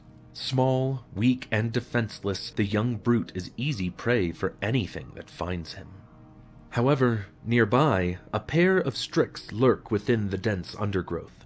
They notice the brute immediately, lunging straight toward the helpless infant. With a wail, he tries to roll out of reach, struggling against the Strix iron grip. Even newborn brutes, such as this one, have incredibly sharp teeth, his canines tearing through one of their wings. In their panic, he slips away, quickly fleeing back to the burrow. He curls up in his pile of bones once more, hungry but alive. Perhaps later he will have better luck finding a meal. Kill or be killed. After a successful hunt, the brute feasts upon his prey. However, the scent of blood often draws nearby creatures who come searching for a free meal. Even when he bellows in an attempt to intimidate them, the young brute is rarely seen as a threat. Skira, Peluda, Uncas, Brawnhide, kings of the jungle, fighting tooth and nail in a primordial wilderness. There is no rest, no respite. From the first light of dawn, the predators begin to roam, and their prey must constantly be on the move if they wish to survive. Ensnaring vines and vibrant flowers entice their prey into drawing closer, their curiosity proving to be their downfall. Even after the sun sets, the predators continue to stalk through the darkness, searching for sleeping prey to feast upon. This is a lesson repeated across the savage lands. You must always be ready for a fight. If you cannot defend yourself, you become another beast's meal. If you cannot protect your own meal, you go hungry. The brute is up for the challenge, but these predators have sharp talons and massive tusks. Even with the brute's claws and strength, he struggles to hold his own. Yet while he often suffers injuries, he refuses to back down, either fending off the beast or escaping with some scrap of food. It is in this endless wilderness that the brute grows up, battered by the constant fight to survive. Some days he is hunted, constantly on the run. Days would go by as he withered and wilted in starvation, hiding from a predator following his scent. Yet others would see him become the hunter, lounging within a secluded den with a full belly. As each season passes, the young brute grows. He becomes stronger, standing his ground against predators no matter how large. The jungle sees him become a predator in his own right, marking out a place of his own within the savage lands. Bide your time. Straying further and further from his birthplace, the brute travels north to lands filled with larger, more dangerous predators. While the prey is plentiful, the beasts here are massive, powerful masters of the hunt. Roars and howls echo through the trees, fragments of bone coating the earth, carcasses scattered across the jungle floor. Toxic fungi, poisonous berries, and meat-eating plants spread across the landscape, preying on the weak and the unaware. However, any creature can fall victim to their primal curiosity. The brute continues to investigate that which should be left alone: abandoned camps, narrow caves, hollows and burrows in barren wastelands, even the rare trails leading to the outer reaches of the jungle. He finds all kinds of things: metal carapaces, large clubs of wood, handheld talons and massive canines, furs and leathers and hides, shards of metal, carcasses, skulls and bones from unfamiliar creatures. Some things he takes, making a protective hide for himself and a massive wooden club. He feasts on strange creatures with crystalline hides and stone shells. Yet the further he travels, the more dangerous the land becomes, with ever more predators lurking in the shadows. The jungle has become far more complex. Beasts roam in massive packs, while savage predators stalk through the shadows. Venomous bites and toxic scales ensure a slow, painful death. Scavengers roam between the trees in packs, searching for easy prey. The injured, the ill, the young and old, in this part of the jungle, any sign of weakness will spell demise.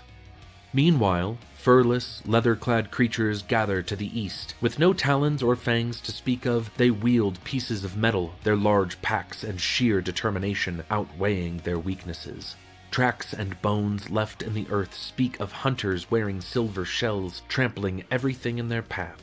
While the brute has yet to encounter these strange creatures, he prepares himself for a fight, keeping a wary eye out for the tracks they leave behind. For even the most experienced hunter, these are treacherous lands, and biding your time might well save your life. The brute lies in wait, skirting along the edges of a tall cliff face, avoiding the largest and fiercest beasts that would spell certain death. He avoids the barren wastelands and the strange lakes, the acrid scent of death in the air. After all, it is not only beasts that spell danger in the savage lands. Some areas of the jungle are dangerous in their own right, unfamiliar territories that promise a slow death to any creature foolish enough to enter. Never back down. It does not last forever. The brute soon becomes a predator. Rhinar marks a place for himself amongst some of the most dangerous beasts in the savage lands. This is his territory, his kingdom, and any creature who dares to step foot within his land will die for it. Now fully grown, the fear and caution have given way to aggression, an overwhelming urge to carve out a territory for his own. Yet Rhinar grows ever larger, towering over other predators of the jungle. He drives scraps of metal into his club, the Rashari branch he'd once scavenged from the forest floor, adds the jawbone of another brute and the tusk of a young brawnhide. Rhinar begins to hunt down predator and scavenger alike, any possible threat, any creature that consumes the prey that belongs to him. He fights tooth and nail, beating them down with his club and his fists. The first beast to challenge him pays dearly for it, a paluda that attempts to drive him away from its hunting grounds. He crushes its skull into the cold, hard rock, brain matter dripping onto the stony earth. The curve of his club sends skull fragments flying across the clearing, blood pooling onto the earth, strips of fur and hide hanging limply from the jagged wood. Rhinar tears into it with his bare hands, shoving mouthfuls of steaming viscera into his gaping maw. One by one, he destroys any predator on his land, devouring them whole. Scale or fur, crystal shell or venomous fang, he hunts them all. The crack of bone echoes throughout the trees, creatures fleeing from the overwhelming stench of decay that hangs in the air. Rhinar grows ever stronger on the constant feasting, consuming flesh, cramming the fresh organs down his throat by the handful. The silver-shelled hunters still lingered near the edges of his kingdom, elusive, only leaving faint tracks or an unfamiliar scent to mark their passing. Even as he roamed further from his hunting grounds, he could not follow their scent for more than a moment. Despite the warnings he left behind, they failed to retreat, trampling through the jungle as if set on a predetermined path. The hunger drives him further still, beyond the boundaries of his territory. He hunts larger and larger beasts, crushing them into the earth, throwing himself into fights with reckless abandon. Rage overpowers any remaining instincts for self-preservation, abandoned in favor of the streaming entrails that he devours from fresh carcasses. Ripping tusks from skulls with a single swing, toxic scales torn clean from their hide. Not even the venomous bite of a rekvas can deter him from the overwhelming urge to destroy. His skin turns almost gray, covered in a slimy coating of marrow, blood streaked through his hair, viscera collecting beneath his nails. His rampage drives him ever further from his lands, seeking larger beasts and tougher fights. Reinar's territory grows larger and larger as he massacres more and more creatures in his endless need to consume and destroy. Bones and teeth form a chain around his throat, his body decorated in the trophies of his hunt. Reinar's kingdom is silent, empty. Every remaining creature has fled. Prey and predator, hunter and scavenger, all running from the beast that has carved out a home for himself in flesh and blood. Strength rules all. Dusk is the most dangerous time within the Savage Lands. The darkening night would strike terror into even the most seasoned hunters as vicious predators emerge from their dens to stalk through the shadows, hunting sleeping, defenseless prey. In the dim light, a hulking shape storms through the undergrowth, mindless of the racket that it was creating. Reinar returns from a successful hunt, his hide streaked with blood, stomping through the shadows as if daring any nearby beast to challenge him. Yet as he drew closer to his lair, he caught an unfamiliar scent on the wind, faint tracks marking the earth. Something had entered his territory, a pack of creatures hunting on his lands. Despite the blatant disregard for all warning signs, entering his land without hesitation, a faint smell of fear lingered in the air. His clearing was filled with strange creatures, with shells of silver and gold metal. The creatures flocked around his hut, poking it and barking at one another. While they looked small and sickly, something about the creatures gave him pause. Reinar released a bellow, the roar echoing through the trees like a thunderclap. With a sharp clatter, the 9 creatures turned to face him. Immediately, they sprung into action, the pack barking at one another as they moved to surround Reinar, wielding massive metal talons. One member of the pack, clothed entirely in fabric, threw open his arms, revealing a stream of sunlight that burst through the air. The bolt grazed his side, searing his thick hide. The pack began to close in, brandishing their weapons as they yelled, drawing closer and closer, leaving nowhere for Reinar to escape. More bolts of pure light blasted through the air, white hot and almost blinding. 2 of the creatures revealed large, pointed sticks attached to lengths of white rope. They threw the weapons at him, and as the sharp prongs flew through the air, they pulled the rope tight over the top of his body. Struggling against the restraints, Reinar fails to dodge their attacks, silver talons slashing through his thick hide with ease. Blood streams from the open wounds, coating the earth in crimson. When he tries to strike out at them, pulling at the ropes, he finds that their silver shells are as hard as stone, a sharp, hollow clang ringing through the trees. Even his claws fail to rip through the shell, and his strongest blows only serve to knock them off balance. Slowly but surely, Reinar began to grow weaker, the world dulling to a hazy, burning red. A memory surfaced, taking him back to a warm, mid-autumn day, a young pup at the mercy of the wilderness, overwhelmed by fear. The endless fear turned to rage, fueling a fire that flooded through his veins, bringing with it an all-consuming blood rage. Reinar charges forward, tugging himself free of the ropes, sustaining several gashes in the process. He bowled over one of the larger creatures, leaping toward one of the smallest members of the pack. Her fear was a sharp note in the air, an acrid scent stark against the fire of his blood rage. A single blow to the side of her head sent her flying to the ground, and before she could struggle to rise, Reinar leapt upon her. Tearing away her silver shell, he drove his fists into her, the loud crack of crushed bones echoing through the clearing.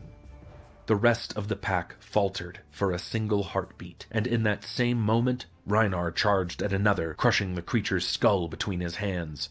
Another crashes into a tree with a sickening crack, while a third falls to their knees, screaming. The scent of blood drove him into a frenzy, tearing through the clearing in an unbridled rampage. The rest of the pack rallied, holding their weapons aloft as they charged. Their talons slashed through the air, one of them cutting Reinar's tough hide, a trail of blood streaming down his shoulder. He stormed into the heart of the fray, ripping one creature's head clean off its shoulders, its corpse dropping to the earth with a dull thud.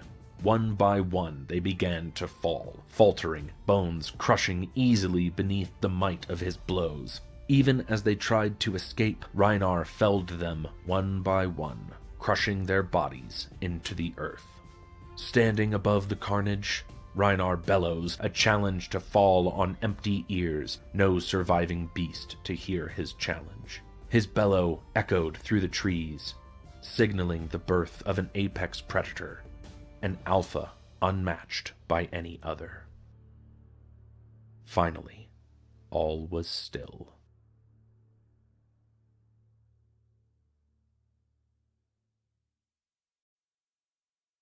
Chapter 4, Part 1, Mysteria. Mysteria. Steeped in tradition. Behind a veil of mist lies a hidden world, tucked amongst the mountain ranges of Mysteria. Vibrant trees rise from the steep cliffs, birds soaring through the canyons, flashes of silver coursing through the rivers far below. The sun streams through the clouds, illuminating the buildings rising from the mist. Carved into the rock and hanging from thick vines, the villages of Mysteria are home to a people as steadfast and mysterious as the mountain ranges they call home. From birth, they learn to traverse the steep landscape, relying on their own strength and agility to travel from one building to another. Hanging gardens are suspended between the cliffs, a burst of green against the backdrop of stone and rock. Even the largest villages are home to close-knit communities founded long ago by the great houses of Mysteria. Yet the Veil of Mist hides a wealth of secrets far beyond those of the villages tucked into the mountainside. Grand Masters roam the land, equal parts mystery and legend, gifting their time and wisdom to those determined enough to seek them out. Secret organizations work behind the scenes, ensuring the safety of their people, while long-forgotten clans hide from those that would see them extinguished. The world beyond the mountains holds little interest to the people of Mysteria, who prefer to lead simple lives in the company of their fellow villagers. Removed from the struggles and petty conflicts of the outside world, they find satisfaction in introspection and self-discipline, training rigorously to strengthen their bodies and sharpen their minds.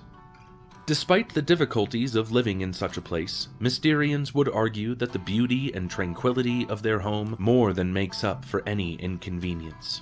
Their hard work and dedication are rewarded with the experience of living in one of the most beautiful environments in all of Wraith, as the light of dawn breaks through the mists and illuminates the deep gullies below. Among the Mists.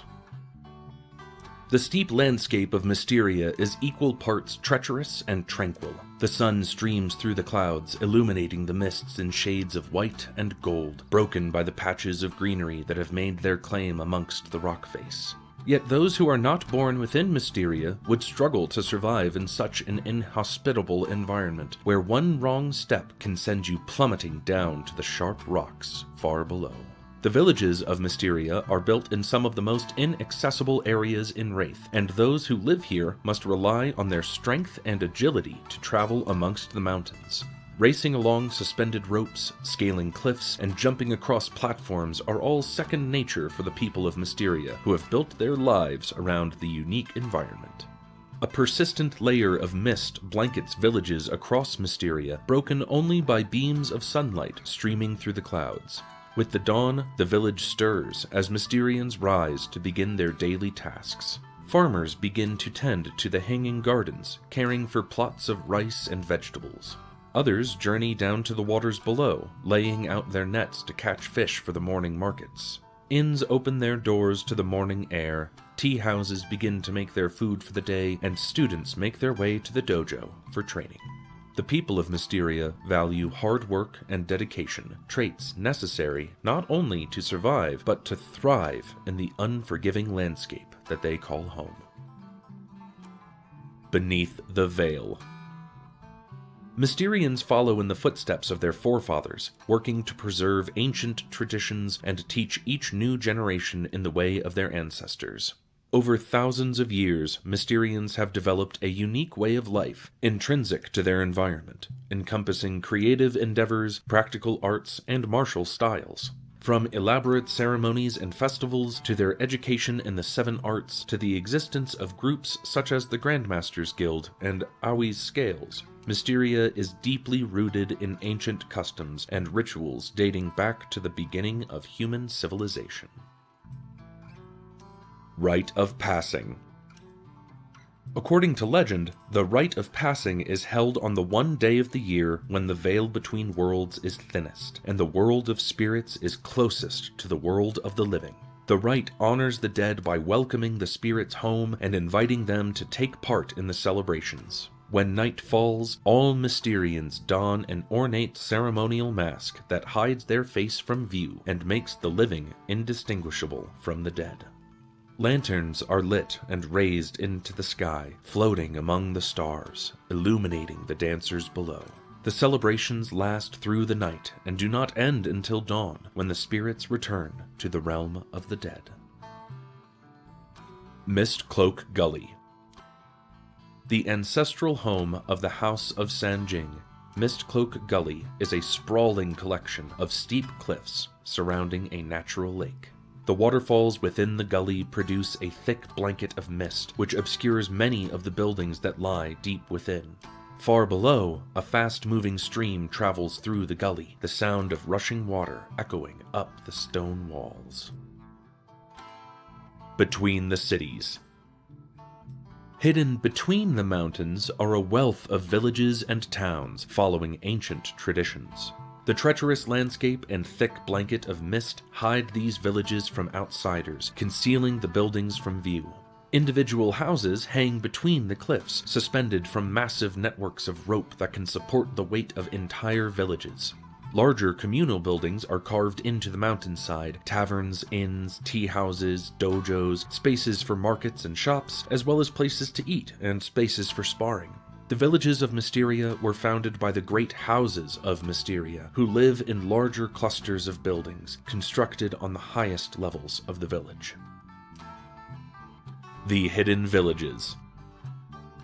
The steep mountains and jagged cliffs of Mysteria make traditional styles of building impossible, so the people of Mysteria have learned to construct their homes in tandem with the treacherous landscape. Buildings are suspended from vines and ropes, constructed atop bamboo poles, or carved into the mountainside itself. Mysterians commonly traverse the narrow gorges by running atop vines or ropes suspended between buildings. While villages, towns, and cities elsewhere are constructed horizontally, many villages within Mysteria are constructed vertically, traversing the space between their highest peaks and the ravines below.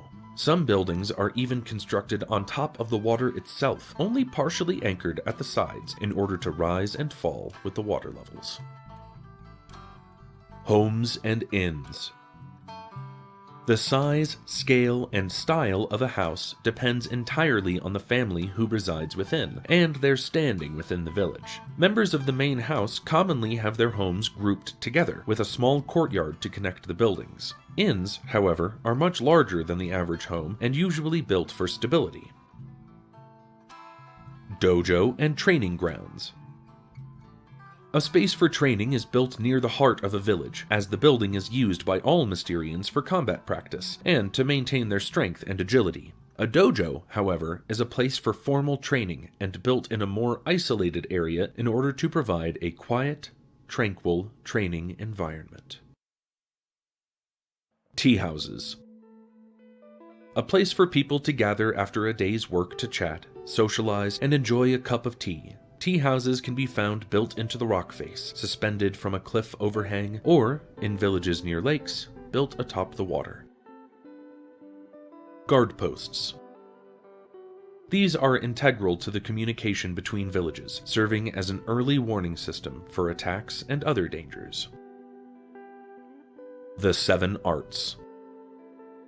The 7 arts encompass every occupation and role within Mysteria. Education for every Mysterian begins with a foundation in all 7 arts, slowly reducing the number of subjects as the child chooses their path. The 7 arts have been a part of Mysterian culture for generations, curated from centuries of traditions and customs. Through the 7 arts, ancient skills and practices have been preserved so that they can be passed on for generations to come. Major arts. There is a particular focus on the major arts, which include the fundamental lessons for a child of Mysteria. Language, agility, and basic combat are all incredibly important for anyone living within Mysteria, and so the major arts are an area of focus during education. Signs.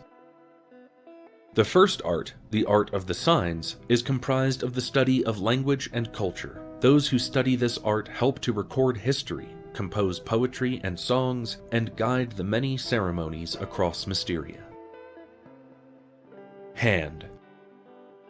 This art is the study of basic combat. While some students of the hand may go on to study the art of the sparrow or the art of the serpent, many choose to continue studying the art of the hand, which contains a wide variety of martial arts and combat techniques. The art of the hand is perhaps one of the most versatile, providing a foundation not only in combat, but in teaching young Mysterians the importance of strength and balance, both fundamental skills for living amongst the mountain ranges. It does not focus exclusively on hand-to-hand combat, but rather involves a series of techniques and fundamentals that cover the basics of most martial styles. The art of the hand teaches combat techniques which can be used for both offensive and defensive purposes. The hand includes both armed and unarmed combat styles, though training typically begins with the two fundamental unarmed martial styles, the Dao strikes and the Fado technique. The Dao strikes are a basic striking and parry system, which focus on quickly getting close to an opponent and locking in melee range physical combat, while also protecting the ninja's vital organs. Meanwhile, the Fado techniques utilize footwork, which emphasizes maintaining balance through a central line of power, allowing the student to anchor themselves and apply force from any position. Those students who choose to train for armed combat may study multiple weapons, or specialize solely with one. Alongside the various types of swords, weapons may also include metal fans, called gunsen, long staves known as bow, long-handled weapons such as the naginata, a longbow, the yumi, or three-pronged weapons known as sai. Sparrow. The art of the sparrow is the art of agility and balance. While all Mysterians have basic training in the art of the sparrow, masters of this art are a sight to behold, weaving their way across the battlefield with ease. Those who train in the art of the sparrow practice more swift, graceful martial styles, using their speed and agility to their advantage. Rather than blocking or disarming their opponent, they slip past their opponent's defenses, using their own momentum against them. A master of the art of the sparrow can deflect attacks, turning them back on their opponent as if diverting the flow of a stream. Minor arts. The minor arts, while included in the basic education of every young child in Mysteria, are not a main focus of their studies. Despite this, the minor arts still play a vital role within Mysteria. Serpent.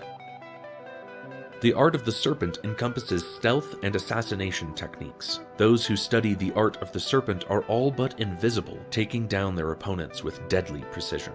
The best students of the serpent can hide in plain sight, using their surroundings to their advantage, able to navigate their way through a crowd without ever being seen. Earth.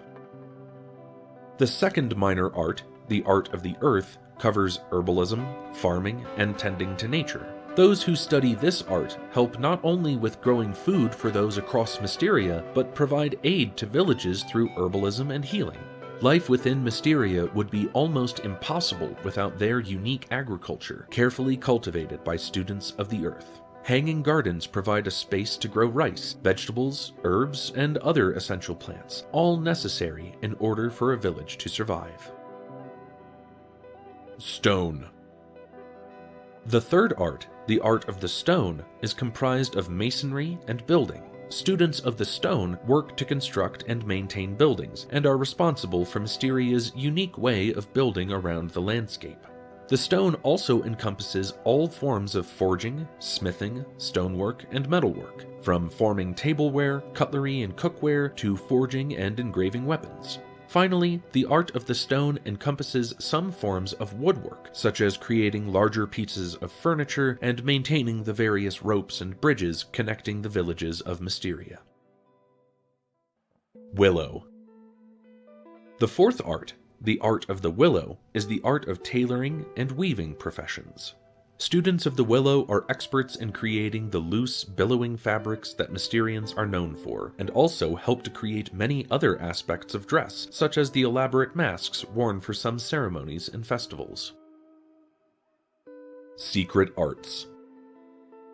Every major household in Mysteria has their own secret art, combat-related or otherwise. While some households have secret arts in the skills of weaving fabric, forging weapons, or constructing buildings, most households have a secret art for use in battle. From the Eternal Crane to Dance of the Falling Petals, each secret art is associated with a different house, and each art is only taught to members of the house. Teaching a secret art to an outsider is the worst form of betrayal a Mysterian can commit. However, the households of Mysteria are not the only ones to possess secret arts. Many Grandmasters are credited with creating their own secret art, something that they might occasionally teach to a student or apprentice. Occasionally, a Grandmaster may pass away without teaching their secret art to anyone, ensuring that their art dies alongside them. Prestigious households. Sanjing. The Sanjing House is the largest clan in Mistcloak Gully, the home of their ancestors. The most famous member of the Sanjing House is Master Fang Min, who created the secret art of the Eternal Crane, a balanced combat style that combines evasive maneuvers and quick, sharp counterattacks. Miharu. This house creates some of the best armor in Mysteria, formed from leather and toughened cloth. Flexible enough for hand-to-hand combat, yet tough enough to defend against attacks from a sharp weapon, the Miharu house provides armor for some of the largest houses in Mysteria. Yijun. A house that prides themselves on their weaving, members of the Yijun house create some of the most remarkable items of clothing imaginable. Many people of Mysteria purchase items from festivals and celebrations from the Yijun house. Fabric woven by members of the Yijun house can resemble anything from the shimmering ripples of a slow-moving stream to the gentle glitter of sunlight streaming through the mists. Ishigaki. The village surrounding Mistcloak Gully exists, in part, due to the talent and skill found within the Ishigaki house. The work of stonemasons from this house is incomparable, as in carving buildings into the surrounding cliffs, they utilize the stone itself to prevent water damage and structural problems. Ikaru. The Ikaru clan, also known as the House of Blossoms, was one of the great houses of Mysteria that perished during the Night of the Dark Tide. Founded by Mistress Ikaru 400 years prior, the Ikaru were adept at defensive martial styles and were home to some of the best carpenters and woodworkers in all of Mysteria. The Legend of Mistress Ikaru. Long ago, a mysterious woman landed on the shores of Mysteria. She came from an unknown land, traveling from village to village. This mysterious young woman rarely spoke, occasionally giving voice to a question or engaging with someone in quiet discussion. One day, she came across a wizened old man sitting on a log, carefully setting out his wares on a worn blanket. On the ground before him lay 5 items: a chunk of rock, a dark crystal, a pale branch, a vibrant flower, and a tiny pouch. Looking over the items, the woman found herself drawn to the pouch. Old and faded, its drawstrings were tied in a simple knot, concealing the contents within. Curious, she asked if he knew what lay within, and if she might open it. Silently, the old man shook his head. After a moment's deliberation, the woman removed a ring from her finger, a deceptively plain silver band. Would this be a fair trade? The old man merely smiled in response, offering a small nod. Thanking him, she passed him the ring, taking the pouch in exchange. The woman continued on her travels, moving from village to village. For months she traveled across Mysteria, seemingly searching for something, yet never finding what it was that she was looking for. Finally, she came across a steep mountain range, carefully picking her way down the rocky slope. Standing atop a small hill, she looked upon a rolling valley and pulled out the pouch that she had traded for so long ago. From the pouch, the woman removed a single pale seed. She planted it with her own 2 hands, watering and caring for the tiny seedling that sprouted.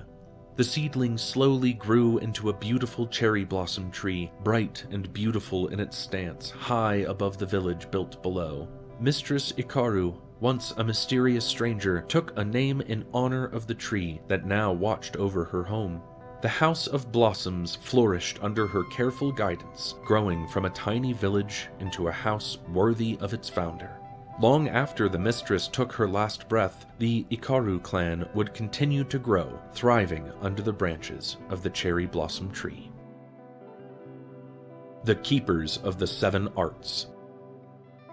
A guild of instructors and academics with close affiliations to the Grandmasters Guild. Due to their strong presence and noble cause of promoting learning and progress, the Keepers are much loved and revered by Mysterians. Almost all Mysterian instructors are trained and stationed by the Keepers of the 7 Arts. Occasionally, a Keeper may take on an apprentice, a young student who lives with the Keeper and studies their way of life. With time, the apprentice will be trained to take over the Keeper's position as a teacher and preserve their unique techniques and skills. Grandmasters Guild. The Grandmasters Guild is not an organization, but a collection of individuals with mastery over their respective arts. The exact requirements and selection process are shrouded in mystery, but the Grandmaster's legacy is well known across Mysteria as they work to promote the 7 Arts and improve villages across the region. Aoi's Scales. An elusive organization of spies and assassins known only by the symbol that they leave behind. Members of Aoi's Scales are rarely seen, lurking within the mists as they watch over the people of Mysteria, protecting their home from potential threats. Ji, the Blind Ferryman. Every year, those seeking enlightenment must make the journey to Skylark Peak. On the banks of a grand river, the Blind Ferryman awaits these travelers. For some, he is a guide, transporting them upstream to the final stretch of the trail. Others awaken at the base of the mountain, left to return home empty-handed. The Oracle, Valdis. A woman travels amongst the Milesian ranges in the space between Mysteria and the land beyond. Occasionally, one may seek her out, searching for answers and the chance to gaze into their future. Those who succeed return changed, wide-eyed, wishing that they had heeded her warning. For few who see their futures are pleased with what they find. Grandmaster Zhao. At the break of dawn, as sunlight begins to stream through the thick blanket of mist, Grandmaster Zhao appears in a village to begin his work. Villages across Mysteria claim to have been visited by this man, tall and willowy behind his pale robes, healing the ill and repairing buildings. Every village he visits soon experiences a change of fortune as their crops flourish and people thrive. Legend speaks of the Grand Master's secret art, mirroring the shifting waters, fluid and graceful. Chapter 4, Part 2, Katsu the Wanderer, The Winds of Change. Katsu the Wanderer, The Winds of Change. Amongst the isolated, peaceful quiet of the mountain ranges, long-forgotten clans hide themselves beneath a blanket of mist. They remain a secret to the other villages of Mysteria, their names struck from every record, their continued existence a testament to the determination of their ancestors. Yet, some of these clans would emerge once more and reveal the secrets of Mysteria's history. The Mugenshi clan, having secluded themselves long ago, remain afflicted by an ancient curse that continues to take lives long after their self-imposed isolation. Each year, a number of their clan waste away, their physical and mental well-being deteriorating as they descend into despair. While many believe that a cure is all but impossible, some wonder whether the possibility of a cure is worth risking the mountains beyond their ancestral home. Stalemate. Silence. The last of Katsu's words echoed through the room as he watched the Grandmasters turn their faces toward him, expressions cool and unaffected, as still as a lake in the midst of winter. "It is not yet time," Master Takumi spoke, his voice a counterpoint to the stillness of the room. "There are things that have to be taken into consideration. Autumn is already upon us, and you know well that the winds are more active at this time of year. That aside, the clan is not prepared for such a journey. I'm not asking for the entire clan to leave. Let me just take a couple of Grandmasters with me, and we can begin the search." Katsu gestured to the doorway, to the distant sounds of people sparring outside. "I know others who would join me, if it meant possibly finding a cure." Another Grandmaster raised his hand, waiting for silence before clearing his throat.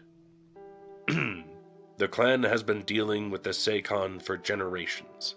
If there was a cure to be found, it would have been discovered years ago. As head of the clan, you have duties here that you must attend to. You have a responsibility to your people." "How can I be responsible for my people when they continue to wither and die from an illness that we do not understand? During my Jokyoku, I spent years traveling across Mysteria and never once saw its like. Perhaps the way to a cure lies beyond these mountains." "Absolutely not," Master Saori interjected, shaking her head. "We cannot risk revealing ourselves to the rest of Mysteria, least of all the great households. It is not yet time, Katsu." "When will that be? We lose members of the clan to the Seikon every year, as we have for centuries. When will it be the right time to finally begin searching for a cure and find a way to save our people from this fate?" The room fell to silence once more, every gaze fixed firmly on Katsu. "We will know." Takumi's voice broke through the quiet as usual, his tone level and calm. "When the time comes, you will be the first to know, Katsu." Divergence. The village was tranquil in the early evening as the clan had their evening meal and prepared for sleep. Only a handful of senshi were wandering between the buildings, some returning late from their training, others keeping a watchful eye over the Mugenshi Gorge. Each of them bowed to Katsu as he passed, as he stopped to bow back before continuing on his path. As leader of the clan, no one questioned Katsu's presence at this late hour. The very air around him was still as he made his way to the ancestral shrine, Kodachi sheathed at his side. A faint breeze stirred as he passed into the shrine proper, slowly lowering himself to kneel upon the cool stone. "It's been almost 2 years, and I'm still no closer to convincing them." Katsu looked up to gaze at the sliver of night sky visible at the edge of the shrine, faint stars dotted against a sea of inky blue. "They never have a reason, only excuses. They're afraid of leaving the gorge, afraid of change. They may never agree to my idea, or to look into a cure at all, not when the information lies beyond the clan grounds."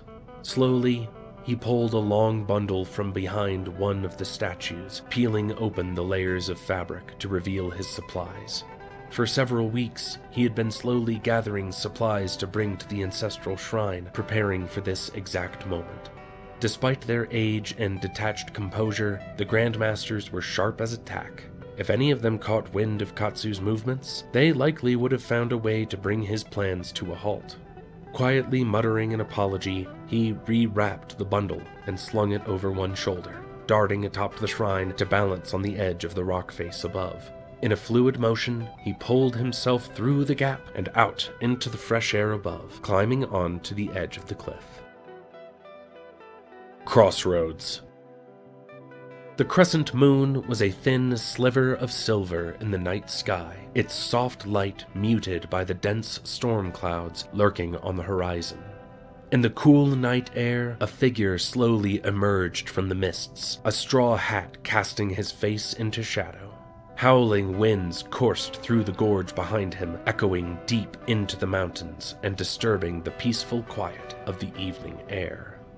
He turned to survey his surroundings, gaze sweeping over the landscape before him. Yet nothing else stirred, and he remained alone amidst the trees, a single figure cast in dark gray. His muffled footsteps carried him forward as he darted along one of the ropes swaying between the cliffs. A well-worn map lay tucked into his shirt, marking the paths from village to village. Over his years of wandering, he had long since found the trails leading to Mistcloak Gully, marked only by the passage of travelers such as himself. While several years had passed since his last journey to the town, the path remained unchanged, cloaked by a thick blanket of mist. 2 nights and 2 days passed in quick succession, sleeping in the warm sunlight and traveling by the pale light of the moon. A peaceful silence hovered over the mountain ranges, a layer of mist coating the plants in glistening dew. The calm evening air brought a lightness to Katsu's chest as he traversed the cliffs, wandering along the faint mountain trails. It had been many years since his return to the Mugenshi Gorge to take over as the head of the clan, and in the time since, he had almost forgotten how it felt to travel in this way. While a part of him longed for those peaceful days, taking his time as he journeyed from village to village, he remembered his purpose for leaving and the duty he had to his clan. Yet, on the 3rd night, shortly after rising and continuing his trek, he paused, slowly drawing his kodachi. 11 figures emerged from the mists, faces obscured by half-masks, eyes flashing in the dark. "Be on your way," Katsu warned, voice low and calm. "There's nothing for you here." "It's been some time since we met a member of the Mugenshi." One man stepped forward, hands held palm up before him, showing that he was unarmed. While his mask remained, obscuring the lower half of his face, a scar rose from beneath the fabric, the mark of a burn marring his skin. "We were simply curious. Why would the head of the clan leave the gorge? We were under the impression that you already passed the Jokyoku." "Interesting that you should mention the Jokyoku by name when none of you belongs to the Mugenshi clan." A wry laugh met Katsu's words, muffled by the cloth covering the stranger's face. "There's much we know about your clan. We mean the Mugenshi no harm. You and your people keep to yourselves and cause no trouble, so we shall not cause any trouble for you. We have not known a single leader to leave Mugenshi Gorge after completing their Jokyoku. If there are storm clouds on the horizon, we would be grateful to know of their presence." "These mountains have weathered many storms. Should a simple sun shower cause so much concern?" "Even in the largest pond, a single raindrop causes ripples. We would know that rain is coming, so that we may prepare for any ripples heading our way." "There are no ripples to be found, nor any rain." Katsu shook his head slowly, fingers grasping the hilt of his kodachi. "I see." The man's hand settles onto the hilt of his own blade, eyes narrowing. "It is a simple request. I would not think honesty to be so complicated." "If it's such a simple request, why are you so quick to draw your weapons?" Katsu shook his head. "I have no quarrel with you. I would prefer to continue on my way. There's no need for us to come to blows over this." "I'm afraid that isn't entirely true. If you're so reluctant to share your plans with us, we shall have to convince you otherwise."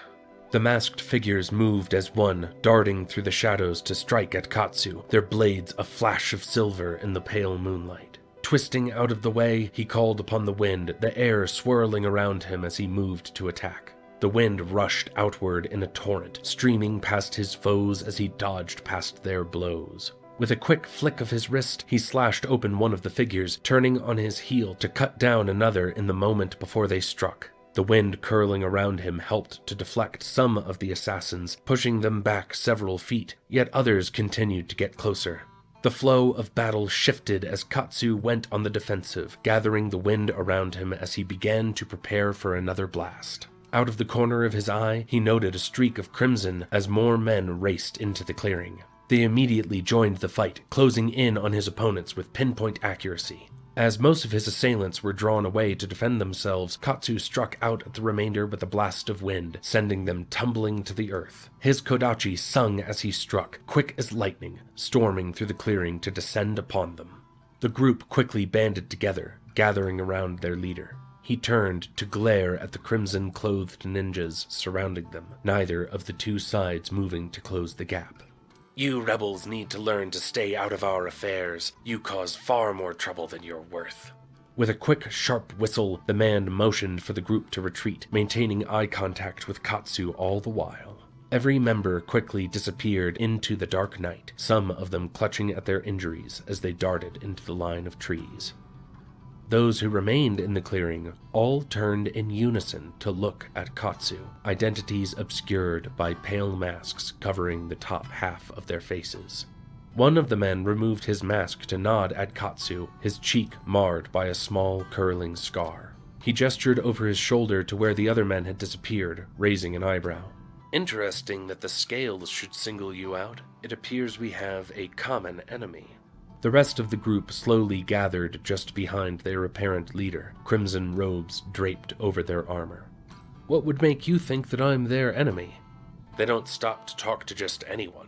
For them to meet with you personally, you must have done something to catch their eye." "Not quite." Katsu shook his head in response, eyes narrowed. "If they do not often speak to those outside their organization, I find it curious that you would be so familiar with them." "We are a group known as the Crimson Haze. We've been at odds with Aui's scales for a couple of centuries now. They didn't exactly take well to our founder's agenda, and judging by the pendant hanging from around your neck, I'm assuming that they have a problem with your clan as well." "Is a simple jade pendant so rare? I've seen many others on my travels." "It is the symbols carved into it that give you away. Usually, only members of the great households wear seals such as yours, but the one that you wear is different from any of the other clans. I can only assume that you're from one of the hidden households." "You speak as if you belong to one as well." "Its name would mean nothing to you." The man shook his head. "Your struggle is ours, stranger. You should join us. We may be able to help one another." "You have no way of knowing that." Katsu straightened, slowly sheathing his kodachi, though his hand remained on one handle. "I'm not sure that our agenda is the same. This land no longer knows freedom. Our people are caged birds who have never flown. They do not know to miss it. They are hardly aware that they have wings at all. We would remind them." "Not every creature with wings is destined to fly. Would you also see them tumble from their nests like a newborn chick, unable to use their wings to soften their fall?" "I would give them the freedom to make that choice for themselves. In any case, we may be able to help each other. What is it that you seek, Wanderer?" "What I look for remains a mystery to us both." "A burden shared is a burden lightened." A pause stretched between them. Silence reigning as Katsu sized up the man before him. Despite the mask, he did seem genuine and sincere about his offer of help. Beside which, if there were any chance that this man might know a possible lead on a cure, it was his duty to ask. "My clan has suffered from an illness for generations. It is a curse, and we have yet to find its source or why it continues to afflict us. I search for a way to help, perhaps even cure the illness altogether." After a long moment, the man nodded, looking thoughtful. "While we may not have a cure to give you, there might be a way for us to help. Across Mysteria, there are several hidden locations built by Aui's scales to store and conceal anything they want hidden from the public. Most hold scrolls, information collected by the scales over the centuries, but some also hold artifacts. The Crimson Haze were planning to send a team to infiltrate one of these strongholds. The particular building that we're targeting also holds several powerful artifacts. There may well be one there with curative properties. If not, you may still have the opportunity to find some information on what might be ailing your clan." "You would let a stranger accompany you into the heart of your enemy's home." "We would give a fellow wanderer a chance to free his people from their burden. Our paths are not so dissimilar." With no other leads on the disease and little to lose, Katsu finally nodded in agreement. "If you are willing to have me accompany you, I would be grateful for the opportunity." Culmination. Through the blanket of mist, the entrance to the building was completely obscured, a hairline fracture in the cliff face. Yet as they drew closer, the fracture slowly opened up to reveal a stairway leading down into the mountain itself. As they stalked down the hallway, the others slowly peeled away, leaving Katsu winding through the shadows alone. While he lacked a map for the building, the rebels' instructions were detailed, leading him past the guarded entrances and rooms and into the heart of the stronghold. Those few times that he crossed paths with one of the scales, he slunk back into the shadows, a simple breeze wrapping around him to obscure his presence. Finally, he reached his destination, not a single person alerted to the intruder in their midst. The darkened hall slowly opened up to reveal a large chamber, shelves lining the walls. Not a single artifact was anywhere in sight, nor any item that could possibly help him. Instead, hundreds of scrolls were stacked upon the shelves, neatly organized and covered in a very light layer of dust. Katsu stepped toward the center of the room where a single pedestal stood, constructed of white polished marble with a jade tray containing 6 more scrolls. They were larger than many of the other scrolls in the room, free of dust and clearly well cared for. Just as Katsu began to consider how to carry the scrolls with him, he suddenly paused, slowly turning toward the person slipping through the entranceway. Immediately, he noted the lack of weapons on the man's person, the light wrappings on his hands and feet, unobscured by the same fabric that hid his face and the rest of his body from view. Katsu drew his kodachi just in time, stepping forward to block the Grand Master's attack. Quick and strong, the Master darted around Katsu, striking out with sharp, swift strikes. His bindings bobbed back and forth as he struck out, using pure skill to work his way past Katsu's defenses. Katsu quickly whipped up a gust of wind, using the blast of air to push the Master backward. It earned him only a fraction of an instant, but it was enough for him to shift the flow of battle, putting him back on the offensive. The pair danced around one another, blocking and dodging, trying to break through their opponent's defenses. Despite his speed and agility, the Master was rooted to the earth, as if there was a chain physically connecting him to the ground. Even Katsu's strongest attacks could only make him budge an inch, earning a single second to try and land another blow. As he called the wind to him, he lashed out at the Master, finally driving him back once more. Yet in one fluid motion, the Master quickly struck out at a small, barely noticeable metal disc attached to the nearby wall.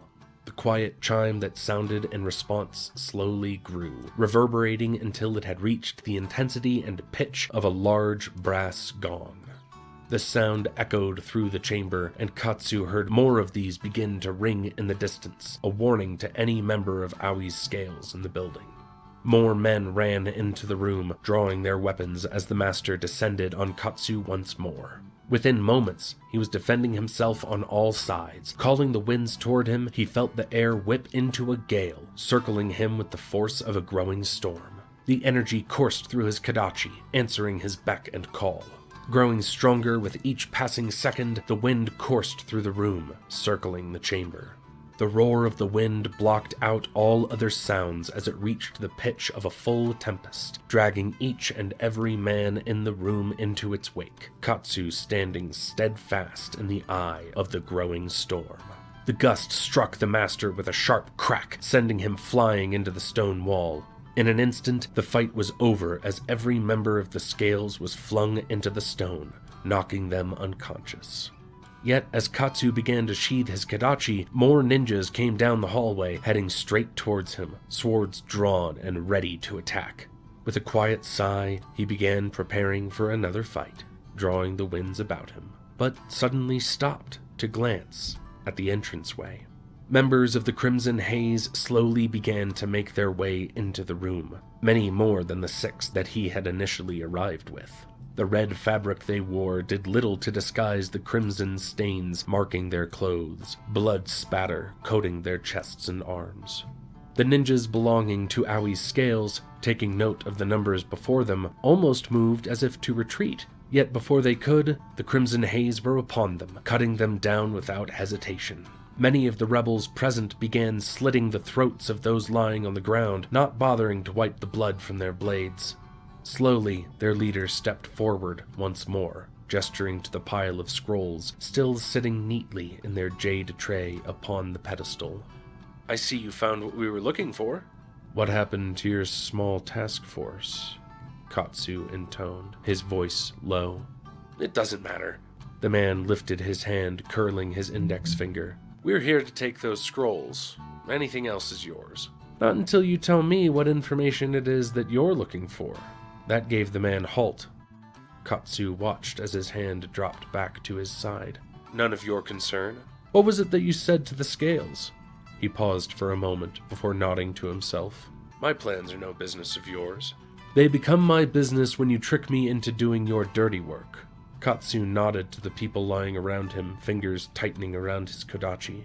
It's obvious that you were using me as a distraction. Did you expect me to defeat the Grandmaster guarding the scroll, or had you intended for me to act as a buffer while you took care of the rest of the scales in the building?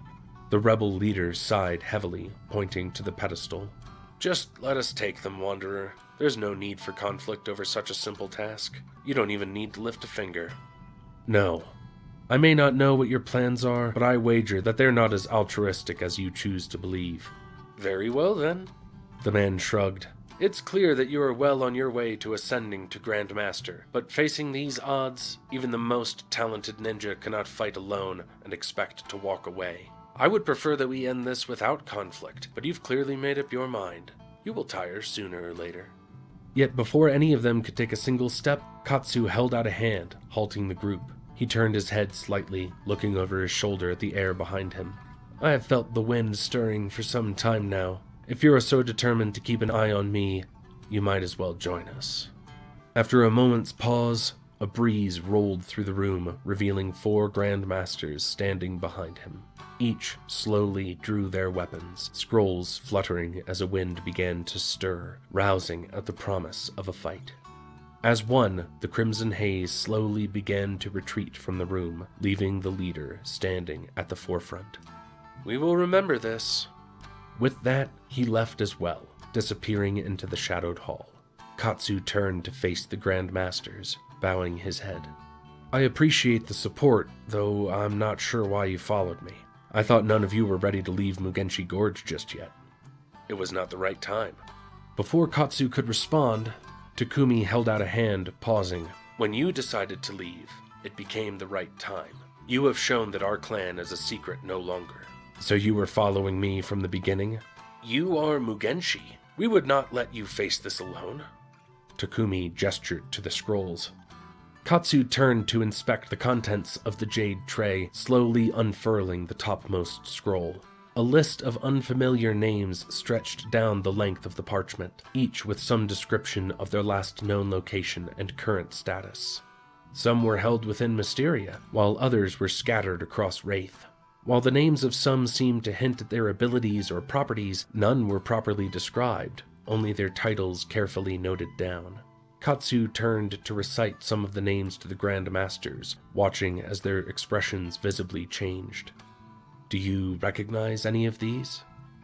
Many of these were thought to be lost, though it seems as if Aoi's Scales has been tracking them all along. Master Saori paused, looking thoughtfully at the scroll in Katsu's hands. The Crimson Haze mentioned that one of the artifacts might be able to lead us to a cure for the Seikon. It's possible that they were lying, but this is our best lead. Katsu gathered the scrolls, wrapping them carefully in his bundle. We must find them. While many of these items are unknown to us, we can start by telling you of the ones we know. The blades of the seasons, the masks of misfortunes, You support this? Leading the way through the darkened hall, Katsu glanced toward the Grandmasters. I thought you might try to stop me. If you do not enter the tiger's cave, you will not catch its cub. We have sat idle for too long, and now that we have a lead, it is our duty to find a cure for the clan. As they emerged into the pale light of dawn, Takumi turned toward Katsu with a nod. Adjusting his bundle, Katsu turned to lead the way back home, leaping from the cliff face and disappearing into the mists below. Chapter 5, Part 1, Aria. Aria, a mythical sanctuary. For thousands of years, the fantastical realm of Aria has remained untouched by the passage of time, far removed from the chaos and struggles that affect the rest of the world. Iridescent flora and verdant trees cover the landscape in brilliant colors, as vibrant as the people of Aria themselves. From great mountain ranges glittering with ice and snow to vast forests and lush meadows, the rolling hills of Aria are teeming with life. A true sanctuary, Aria's abundant resources are nurtured by the mysterious energy known as the flow. The flow shapes and changes the landscape as it passes, transforming mountains into valleys, forests into plains. The energy of the flow has created some of the most incredible scenery in all of Wraith, giving life to plains of constant thunderstorms and forests of translucent fungi. The people of Aria are accustomed to a life of comfort, living in a rich, plentiful landscape. Natural defenses and ancient magics protect its people, hiding Aria from the outside world. Generations of a peaceful, carefree lifestyle have cultivated a society rich with bards, musicians, performers, and entertainers, with taverns serving some of the most fantastical liquors and spirits known to man. Yet in recent years, Aria has experienced a transformation. The barriers that once concealed and protected Aria have begun to fracture, revealing its existence for the first time in centuries. Outlanders threaten to breach the borders and enter Aria, while the flow has become unstable, transforming the land at an increasing rate. This once peaceful region has entered a new era of uncertainty as its people rise up to defend their homeland from the outside world. A true sanctuary. For as long as humans have lived in Wraith, Aria has been a safe haven for all who call it home.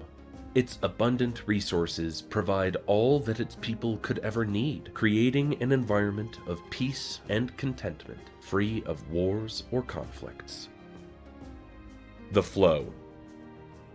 A wild, unpredictable force of nature, the flow shapes the landscape around it as it ebbs and flows. It shapes all of Aria, folding mountains into valleys, sculpting rivers out of stone, and shifting whole forests from place to place. In areas where it is particularly strong, the flow manifests as streaks of light across the sky, a shining array of vibrant color high above the earth. Everything in Aria, from soil to stone to living creature, is born of the flow, and when their time in this world is over, they will return to the flow once more. The flow has given life to some of the most remarkable scenery in all of Wraith. A great expanse of ice, frozen solid even in the heat of summer. Deep, dense forests where steam rises from crystal clear rivers. Tiers of shining waterfalls, water pink as the first light of dawn. Luminescent stone formations that glitter with the light of 1,000 stars. Caesari. Ethereal creatures born of magic, fading in and out of existence based on the ebb and wane of the flow. While they appear sentient, Caesari are mirages, mere echoes of ancient beings that once roamed this land. They appear as iridescent, semi-translucent phantoms, shimmering as they ripple through the air. Caesari can range from small floating wisps that drift along with the breeze to massive twin-tailed comets that leave streaks of vibrant light in their wake. The Corsham.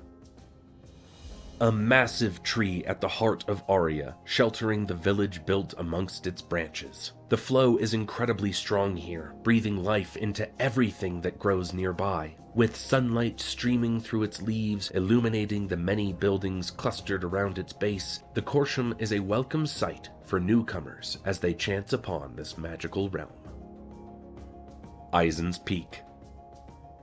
A great mountain that has watched over Larynchmorth for generations. Despite the passing of time, it remains untouched by the passage of the flow, as if exempt from the transformations that affect the rest of Aria. Larynchmorth's best-known liquor, Eisenri Sake, is named in honor of the mountain, as its pale, icy blue color mimics the gleaming snow of Eisen's Peak. Larynchmorth.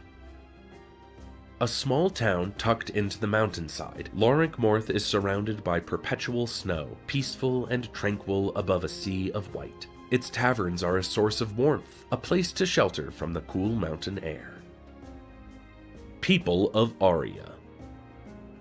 The flow fuels everything that grows within Aria. The plants here are large and plentiful, providing everything that its people could ever need. Trees never stop producing fruit, plants grow at a rapid pace, and the creatures are docile and tame. As a result, the people of Aria are free to pursue a more idyllic lifestyle, with many choosing to become musicians, performers, or entertainers. The people of Aria flock to the region's abundant taverns for drinks, stories, music, and entertainment, taking advantage of any excuse for celebration or festivity. While many choose to settle in villages, some pursue a more nomadic lifestyle, traveling across the region. As these nomads pass through villages, they offer help or entertainment, and the village provides for them in return. Aria has no form of currency, as its people function on a simple bartering system based on the idea of equivalent exchange. As a peaceful region abundant with natural resources, its people feel no need to hoard wealth, food, or goods, readily sharing their home with others. The Everfest Carnival. The people of Aria are never more excited than when the Everfest Carnival is near. A giant traveling circus, the Everfest Carnival is the size of a small town, boasting hundreds of tents and attractions. The Everfest has been a staple within Aria for centuries, traveling from village to village, growing larger with every passing decade. Some of the oldest families in Aria are part of the Everfest, their ancient traditions evolving to number among its most popular acts. One of the most well-known sections of the Everfest is the Mela, a group of fortune tellers, seers, oracles, enchantresses, and conjurers. Those within the Mela have talents in the realm of magic, performing acts of mystery and enchantments for those with an open mind. Another section of the Everfest Carnival is the Valder, known for strongman acts and their work with animals. From massive Fianna to fierce Vitreo, these creatures perform before crowds to rousing applause. Some of these creatures also help to transport the carnival, using their strength to pull carts and carry goods. Many other acts exist within the Everfest. Some, such as the Legendarium, are larger acts, staged with the help of a team. Others are smaller, the work of small families or individuals. Endless entertainment. The magic of the Everfest comes from its people, those who have made a home within the traveling carnival. Some set up food stalls, weaving spools of sponge sugar, making tiny handheld pastries and hot toasted bannock. Others run small bars, providing unique magical spirits and liqueurs. Yet nothing in the Everfest is more enchanting than its entertainers and performers. Trapeze artists flying above the audience, silk dancers weaving their way through the air, escape artists freeing themselves from chains and barrels filled with water, stunt performers who set themselves on fire and throw themselves through a maze of razor-sharp blades. Animal trainers, strongmen, fire breathers, sword swallowers, jugglers, acrobats, contortionists, jesters, harlequins, hoop divers, knife throwers, and actors recreating the legends of old. Some stage their performances within the circus tents, while others perform in the open, enchanting passers-by. Stilt walkers wade through the crowds as bards tell stories and music drifts through the air. Rings of tents hide fortune tellers and oracles, curtains drawn back to reveal the candlelit tables within. Illusions and displays of light weave their way through the air above, while below the enchantresses and illusionists dance, their golden jewelry chiming with every movement. Crafts. Aria is home to a variety of unique skills, crafts, and talents, not found anywhere else in Wraith. Braumeister. While taverns are not an uncommon sight in Aria, and many have tried their hand at brewing spirits and ale, Braumeisters are among the most elite of their trade. Spirits made by a Braumeister possess unique effects, depending on the kind of spirit, the ingredients used, and the person brewing it. Wayfarers. The first step of any Wayfarer's training is the creation of a dowsing disc, a finely tuned instrument that allows Wayfarers to read the changes in the land around them. In an ever-changing landscape, the help of a Wayfarer is invaluable as they map out new paths and discover new locations. Defenders. In an era of change, where the ancient barriers between Aria and the outside world are breaking down, defenders have risen to protect their home from outsiders. Those who break through and enter Aria with ill intentions, whether to steal or harm, will quickly find themselves at the mercy of patrolling defenders. Groups of defenders can be found traveling between villages, ensuring the safety of their home and keeping an eye out for trouble. Diviners. While Wayfarers can read the lay of the land, Diviners learn to read the flow itself. They can see the currents within the flow and follow patterns to predict how the flow will shape the world around it. Diviners are also able to follow these currents to discover where the flow is strongest and areas more susceptible to change. Shamans. Legend speaks of powerful shamans who created incredible displays with a wave of their hand. Now, shamans are best known for their work within the Everfest, creating fleeting mirages by manipulating the flow around them. Dreamers. A dreamer is a person with a natural-born gift, the waking sleep, a state in which dreamers can glimpse fragments of the past, present, and future. For some, visions can even come to them when fully awake, glimpsing echoes of what once was and what might yet be. Legends of the Guardians.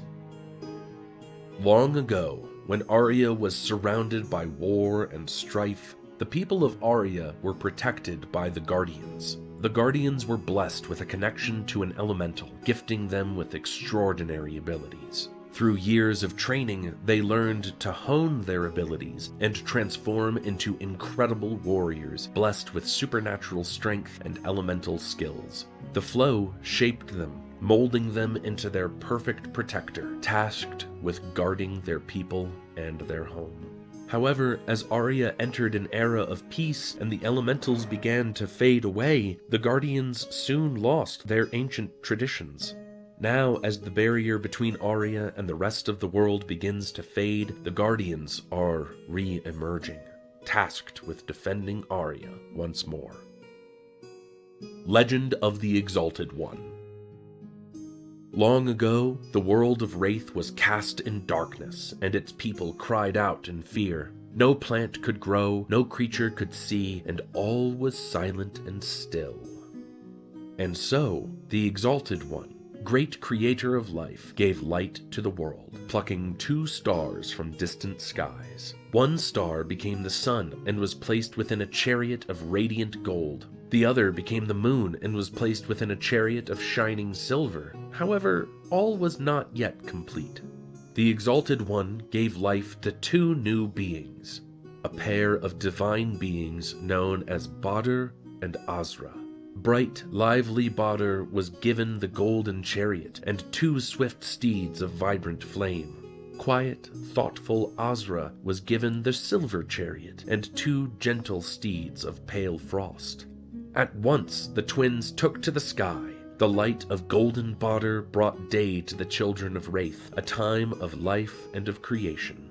The light of silver Azra brought night, the time to rest and to recharge. Thus, the people of Wraith flourished beneath the light of the stars, and the twins have proudly fulfilled their duty ever since. Tides of Change. Great barriers and magical landmarks once protected Aria from the outside world, hiding its existence from the rest of Wraith. However, after many centuries, these barriers have begun to wane, and the ancient magics that once concealed Aria's existence from the rest of the world are failing. More and more outsiders are entering Aria in an attempt to steal from its people, weakening the land in the process. These outlanders are clashing with the people of Aria as they seek to strip Aria of all that makes it magical. They attack anyone who dares to challenge them, taking whatever they wish without a hint of remorse. Defenders and guardians have risen once more to challenge the Outlanders and protect Aria from those who would harm it. Yet even as the trespassers threaten Aria's borders, the flow has become increasingly unstable, changing and transforming the land faster than ever before. The paths between villages are all but lost, with even the most dedicated wayfarers struggling to mark the rapid changes of the flow. Some of the longest-standing landmarks in Aria, great mountains and magical formations that have persisted through centuries of constant change, have since been lost, pulled into the flow's rapid transformation. A lost tome. This unnamed, damaged journal was found in a cave revealed by the changing of the flow. It is unknown how old the journal is or who owned it, but it remains a dubious record of someone called a guardian, assumedly related to Aria's history in some way. Some of the pages are missing, others show signs of water damage, and the cover is marked with what appears to be burns. We have managed to extract a small excerpt of the tome, despite the heavy damage.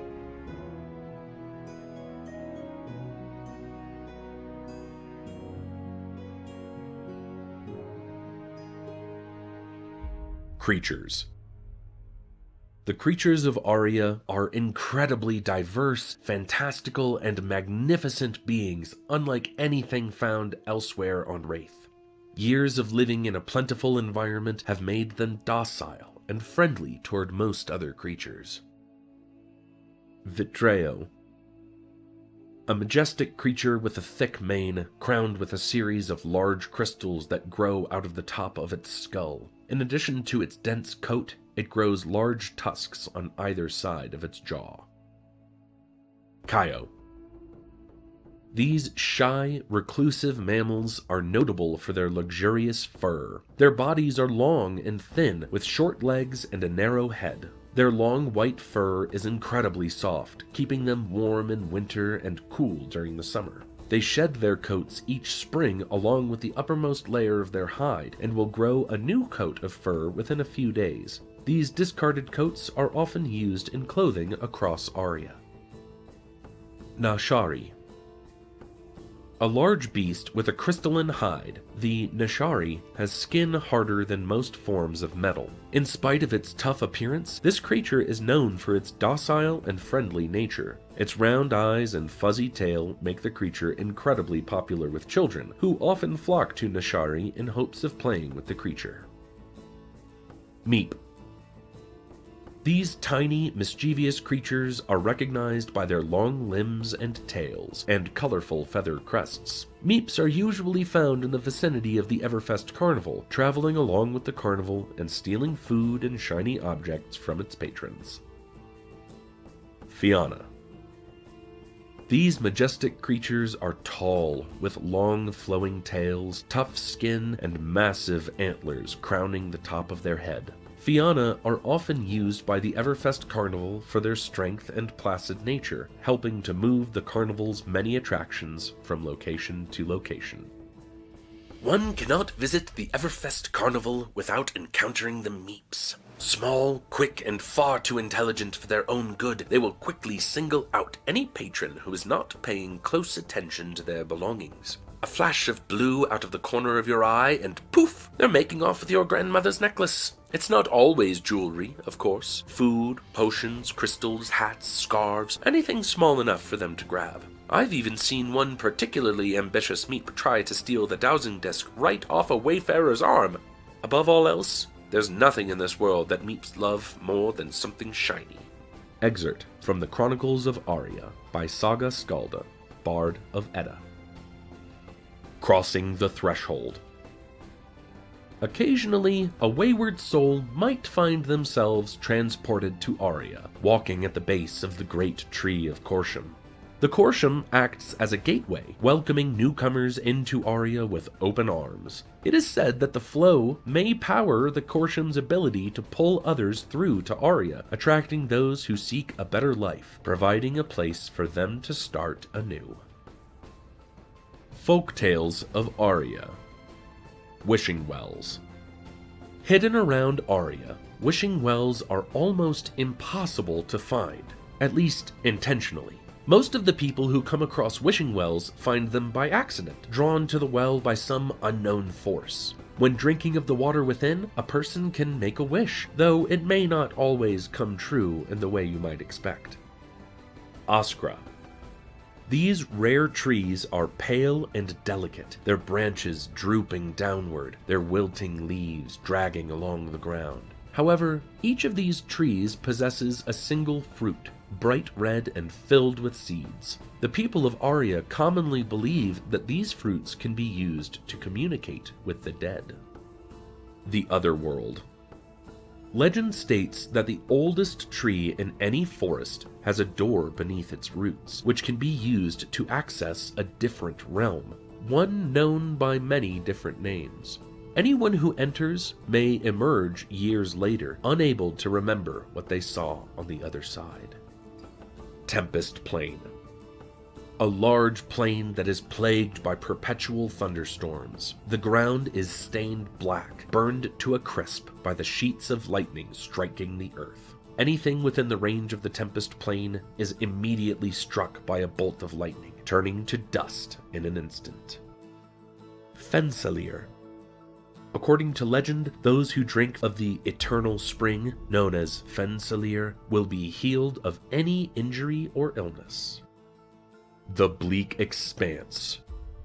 A frozen wasteland plagued by constant snowstorms, which remains all but impossible to navigate. Only one path exists through the Bleak Expanse, and any deviation will lead a person back to the point at which they started. The blinding snow and biting cold are devastatingly fatal for anyone who approaches the Expanse unprepared.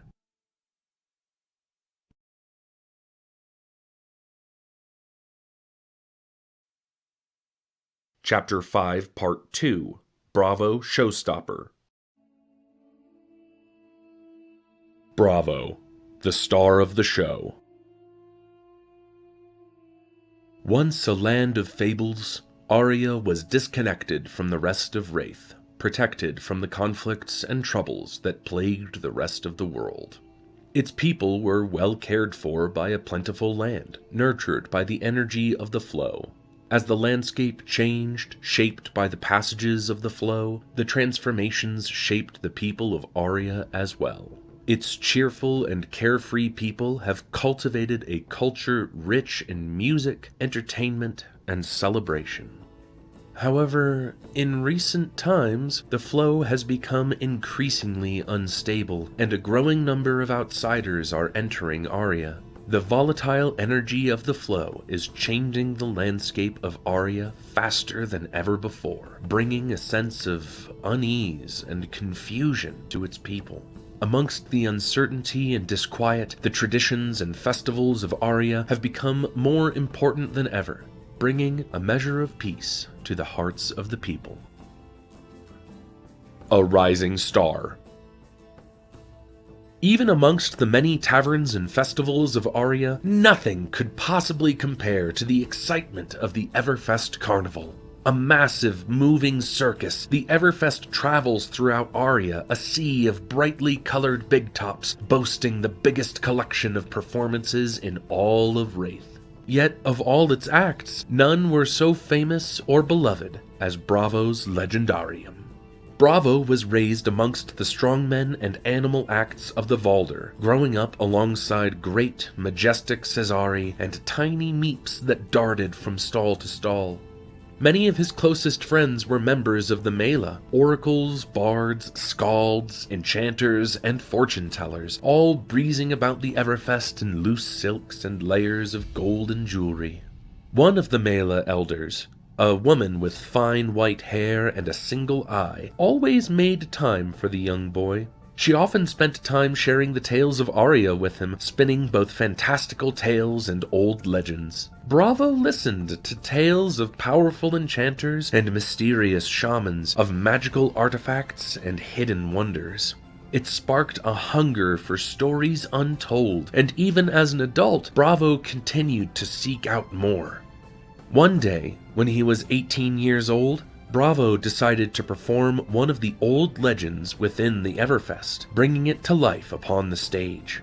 Joined by a bard, 2 strongmen, and an enchantress, he recreated one of Aria's most beloved tales, the legend of Magnus the Vigilant. The performances quickly became a staple of the Everfest, transforming into the Legendarium. As the act's popularity continued to grow, so did the size of Bravo's troupe. By the age of 26, Bravo had amassed a troupe of over 30 performers and stagehands, and an act that was beloved by audiences across Aria. While the troupe had their fair share of followers, it was Bravo who often found himself at the center of attention. He often found himself overrun by avid fans, his charisma and confidence earning him admirers everywhere he went. Yet, even as he enjoyed performing, there was part of him that still longed for more. Call to Adventure. Growing up in the Everfest Carnival, Bravo had visited every village in Aria. Yet, no matter how many he traveled to, Aldavir remained one of his favorites. A sprawling village, its buildings were scattered across the plains. In the midst of summer, the Everfest made its way to Aldavir once more, greeted with the sight of lush, dense meadows overrun with flowers.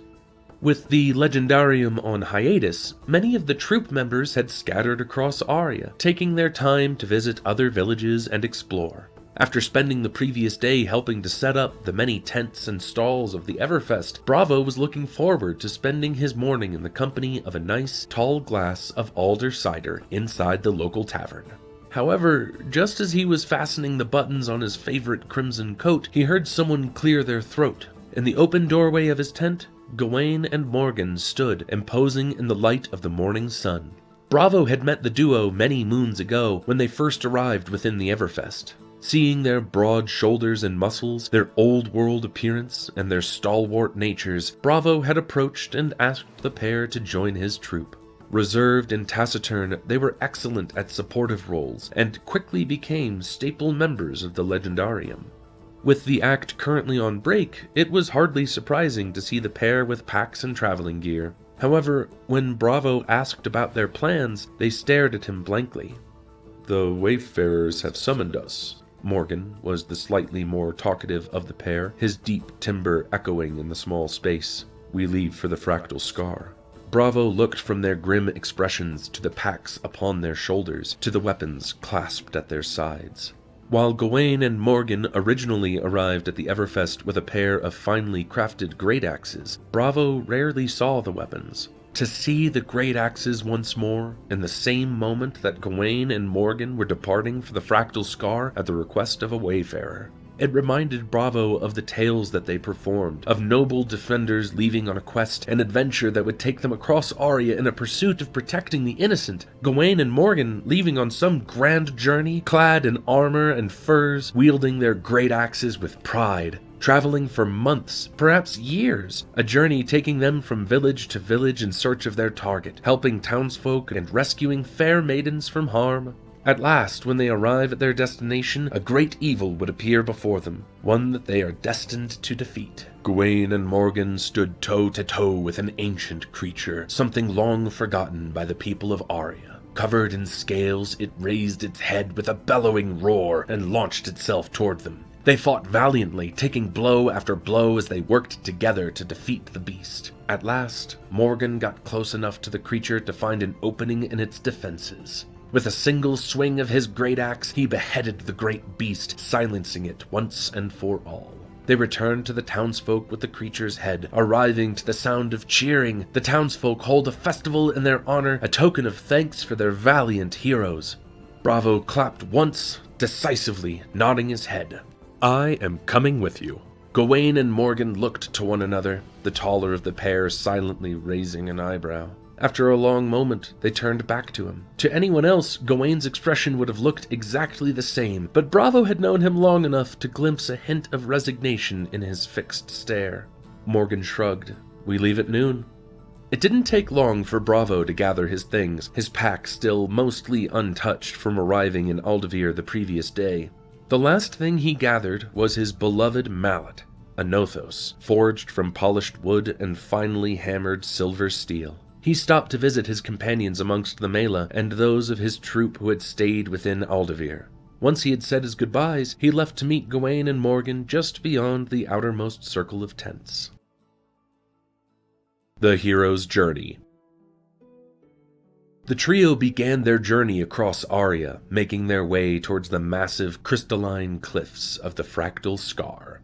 The long days and balmy evenings of midsummer allowed them to spend more hours traveling during the day, spending their nights sleeping beneath the gentle light of the stars. The towns they passed through were more than happy to give them a place to rest, gifting them fruit, bottles of ale, and loaves of fresh bread for them to take on their journey. While travelers were common across Aria, the trio encountered more travelers than usual heading in the same direction as themselves, mysterious individuals that seemed out of place amongst the quiet, peaceful villages. An enchantress garbed in fine, iridescent silks, a strong man wearing simple stage armor, a wayfarer dressed in verdant broadcloth and worn brown leathers, a young woman with pale hair dressed entirely in Kaio fur, a giant of a man wearing a massive horned helm, and all of them traveling toward the Fractal Scar. However, as they grew closer to their destination, the atmosphere began to change. The towns and villages they visited seemed a little quieter. Despite the bright sunshine and balmy warmth of midsummer, there was no birdsong, no Kaio darting across the fields, no Fianna roaming the landscape. It seemed as if there were no animals to be found at all, and none of the towns they visited seemed to know why all the creatures had disappeared. Each person they spoke to only described the feeling of waking up one morning to an unusual silence and venturing outside to find the plains empty.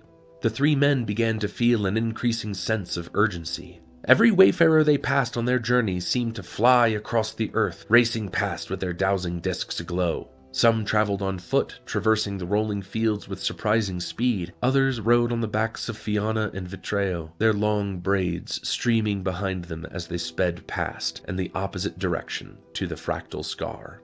One night they stopped in a village close to their destination, arriving to find the buildings dark and quiet.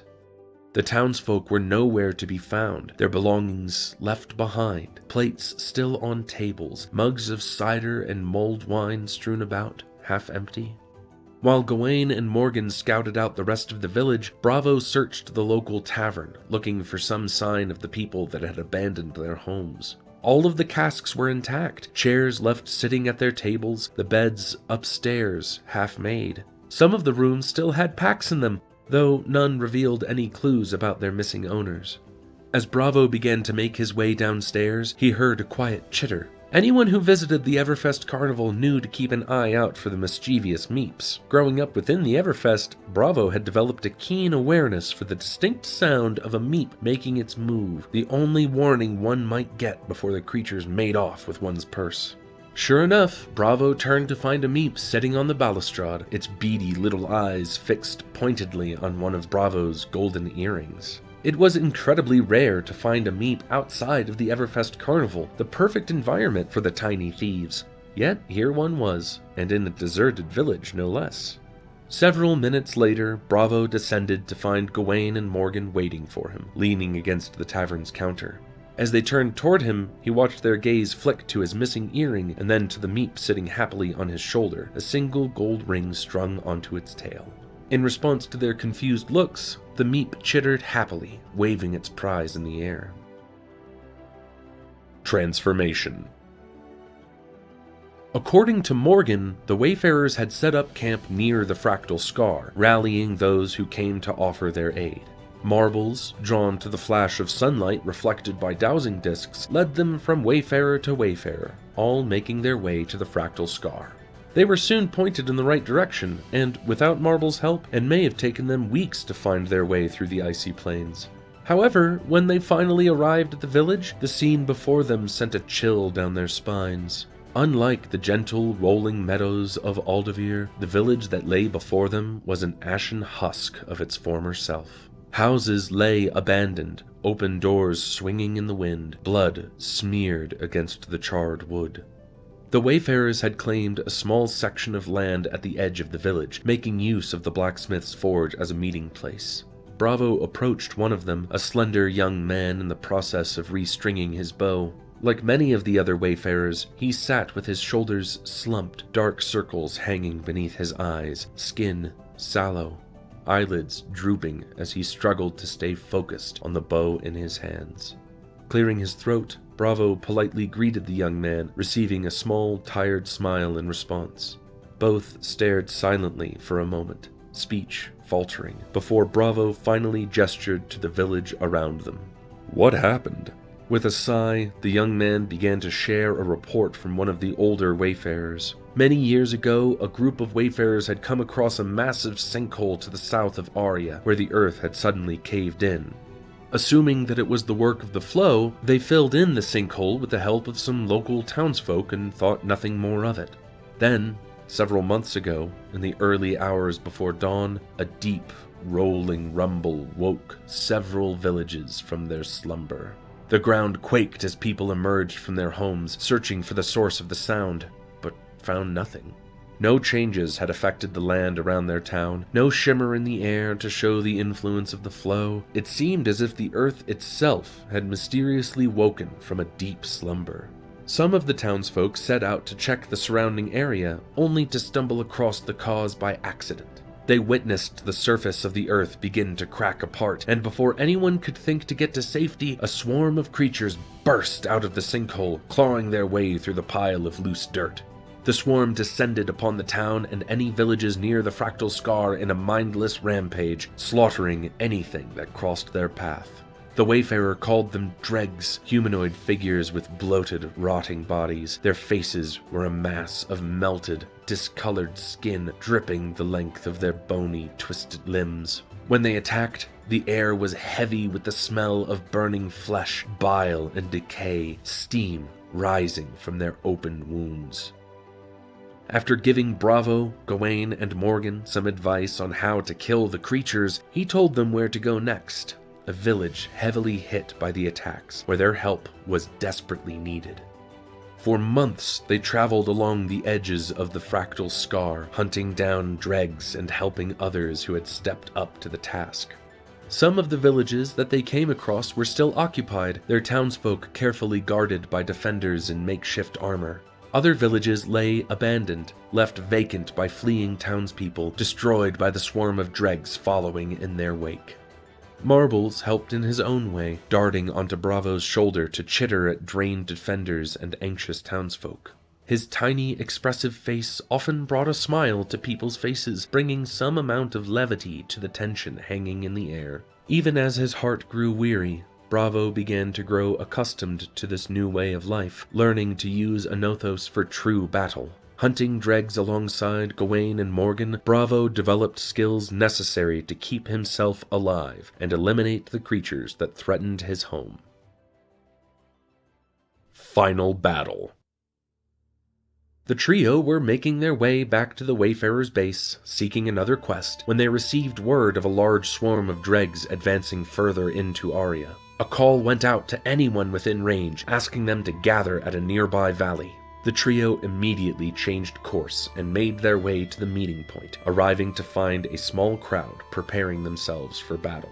Even to one who had grown up in the Everfest Carnival, the collection of people gathered in the valley were mysterious and unfamiliar. Makeshift armor, worn leathers, faded silks, and mended linens were worn alongside ancient helmets and layers of golden jewelry.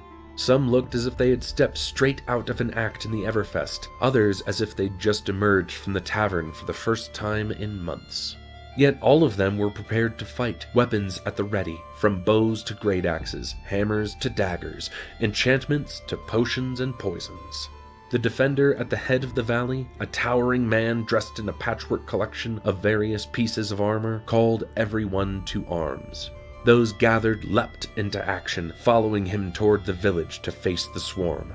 A massive group of dregs milled about the buildings, eerily silent as they moved. Some of them dragged chains behind them, still attached to manacles around their neck. Others had scraps of torn fabric hanging from their skin, or clutched at pieces of armor and leather. One had a human hand clasped in its claws, still wearing a strange metallic gauntlet on what remained of its forearm. As a battle cry went up, the swarm turned towards the commotion. The dregs were faster than Bravo had expected, moving quickly despite their bent and twisted limbs. The pungent smell of decay filled the air, thick and cloying, building at the back of his throat until it burned. Swinging a Nothos overhead, he slammed the hammer into a dreg's skull, sending it colliding into the earth. Turning on his heel, he caught another in the temple before it could sink its claws into him. One of the larger dregs towered over him, a snarl escaping from somewhere behind the mass of melted skin covering its face. As it lunged toward him, he stumbled and couldn't raise a Nothos in time to stop it from tearing into his arm. Out of the corner of his eye, he caught a glimpse of another dreg advancing, its mouth hanging partially open as it threw itself forward. In that instant, Bravo suddenly felt the world tilt sideways, and a number of things happened in quick succession. A sharp pain burst to life behind his eyes, almost blinding him. The world took on a bright, hazy glare, an unnatural heat coursing through his veins. For just a moment, he could have sworn that he saw a spectral shape in the air before him, curling through the light in the same way that a Cesare moves through the air. That same iridescent light coiled up his arm, charging through the polished wood of a Nothos. The hammer shimmered, and a rainbow of colors burst forth, radiant and shining. Instinctually, he swung a Nothos in a wide arc, and the mallet collided with the bottom of the dreg's jaw. Its skull immediately exploded, fragments of bone dropping to the grass at its feet. Bravo charged the other dreg on his left, taking its head off its shoulders with a single swing and a sickening liquid crunch. Gawain and Morgan appeared in the midst of the fray, their great axes a flash of silver in his peripheral vision. Dreg after dreg collapsed to the ground, bodies dropping to encircle Bravo as he made short work of the creatures around him. Every swing sent another dreg slamming into the earth, bones cracking beneath the force of every hammer strike. Before long, the last dreg fell, leaving the village silent as every person present slowly turned to look at their surroundings. A cheer sounded through the valley, ringing between the buildings as everyone gathered themselves, pleased to see their companions still standing. Gawain and Morgan turned toward Bravo, mostly unharmed, relief and pride coloring their usual deadpan expressions. In the coming days, they helped to search the hills for any remaining dregs, but with the majority of the force dealt with, it seemed as if peace would reign once more. Some of the townsfolk even began to return to their original homes as defenders helped to set up protective measures and begin repairs. Bravo spent most of his time with the villagers, talking with the townsfolk and putting on short performances alongside Gawain and Morgan. Many of those present recognized him from the Everfest Carnival, and he soon found himself the star of the show once more. While the villages had only just begun the long road to recovery, they put on a festival to celebrate their victory, making Bravo one of their honored guests. He stopped to talk to each person that wanted to offer their gratitude, accepting their kind words with a smile and a wink. After many months away from their home, Bravo and his companions finally decided to return to the Everfest Carnival. Saying their goodbyes, they began to make their way north, marbles in tow. Homecoming.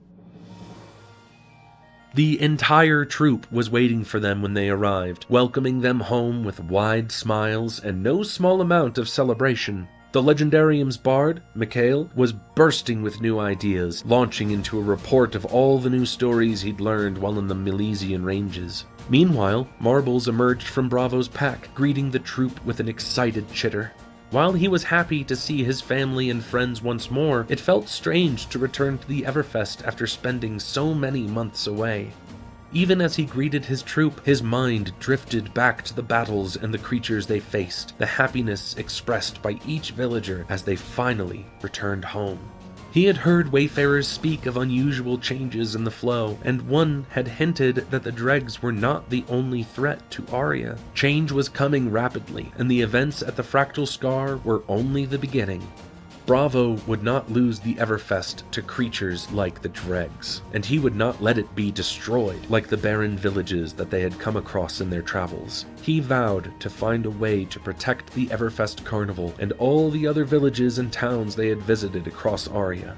As Bravo greeted his companions, following them into the sea of tents with a broad grin, a single figure remained near the edge of the tents.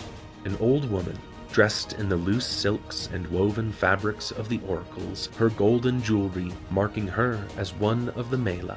Her single eye gleamed as she watched Bravo leave, a small smile tugging at the corner of her lips. At last it is time. The Guardians shall return once more. Chapter 6. Epilogue. Coming soon. Arcane Rising, 2020. There is a darkness spreading across the land. As grotesque creatures rise from the shadows, a long-forgotten power reemerges, with dark machinations that threaten to upset the delicate balance of Wraith. After its surprise closure several years past, Natalia's salon has opened its doors once more. The pioneer of biomancy for the common man, they boast a full new collection of mechanical limbs and augmentations. For the discerning reader with some extra coin, Natalia's has also unveiled a dashing new prototype, utilizing the latest in steam compression technology. We are sworn to secrecy on the exact details of this prototype, but clients are certain to be blown away by the innovative approach to mechanical biological enhancements.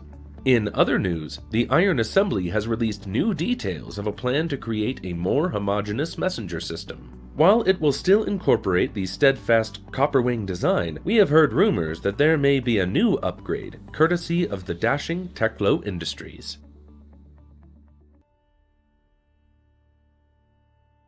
As I have failed to dissuade you from visiting that place, at the very least you should heed my warning. The underground caverns are occupied by remorseless and desperate individuals who lack any sense of morality. Whether for their own gain or for sheer amusement, there is little that they would not do. Stay away from the shadows, avoid being caught alone, and above all else, be wary of the spiders.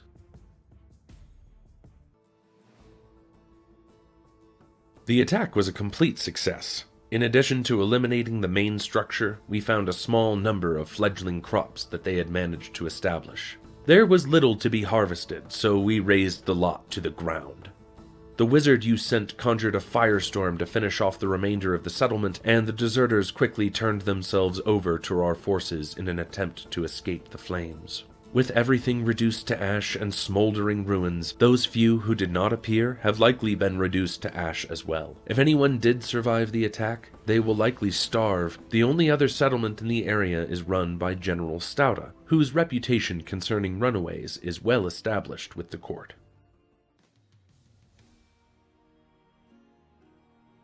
Finally, in the second species, which is also called Nigromacia, and is affected by the appearance of the dead. They do such things through the blood of a man or of an animal on certain characters, knowing that Daemon loves blood, that is, his shedding. They think that they call themselves to answer the questions, such as things appear, the demons exercise, and their similitudes. For this could be of little use, and perhaps even to injure, for the prohibited books of nigromancy are not introduced here, since this kind of superstition is not practiced by books or by the learned, but by the unskilled, to follow witchcraft like a sorcerer. Thank you so much for tuning in and checking out the Flesh and Blood World Guide Volume 1. Here's hoping that we get a Volume 2 soon, am I right? I'd love to give a big shout out to Chozik.com, where I source all of my background music from. The attributions are in the description of each and every video, including this one. I've been Mark Chamberlain, and I hope you have a great day.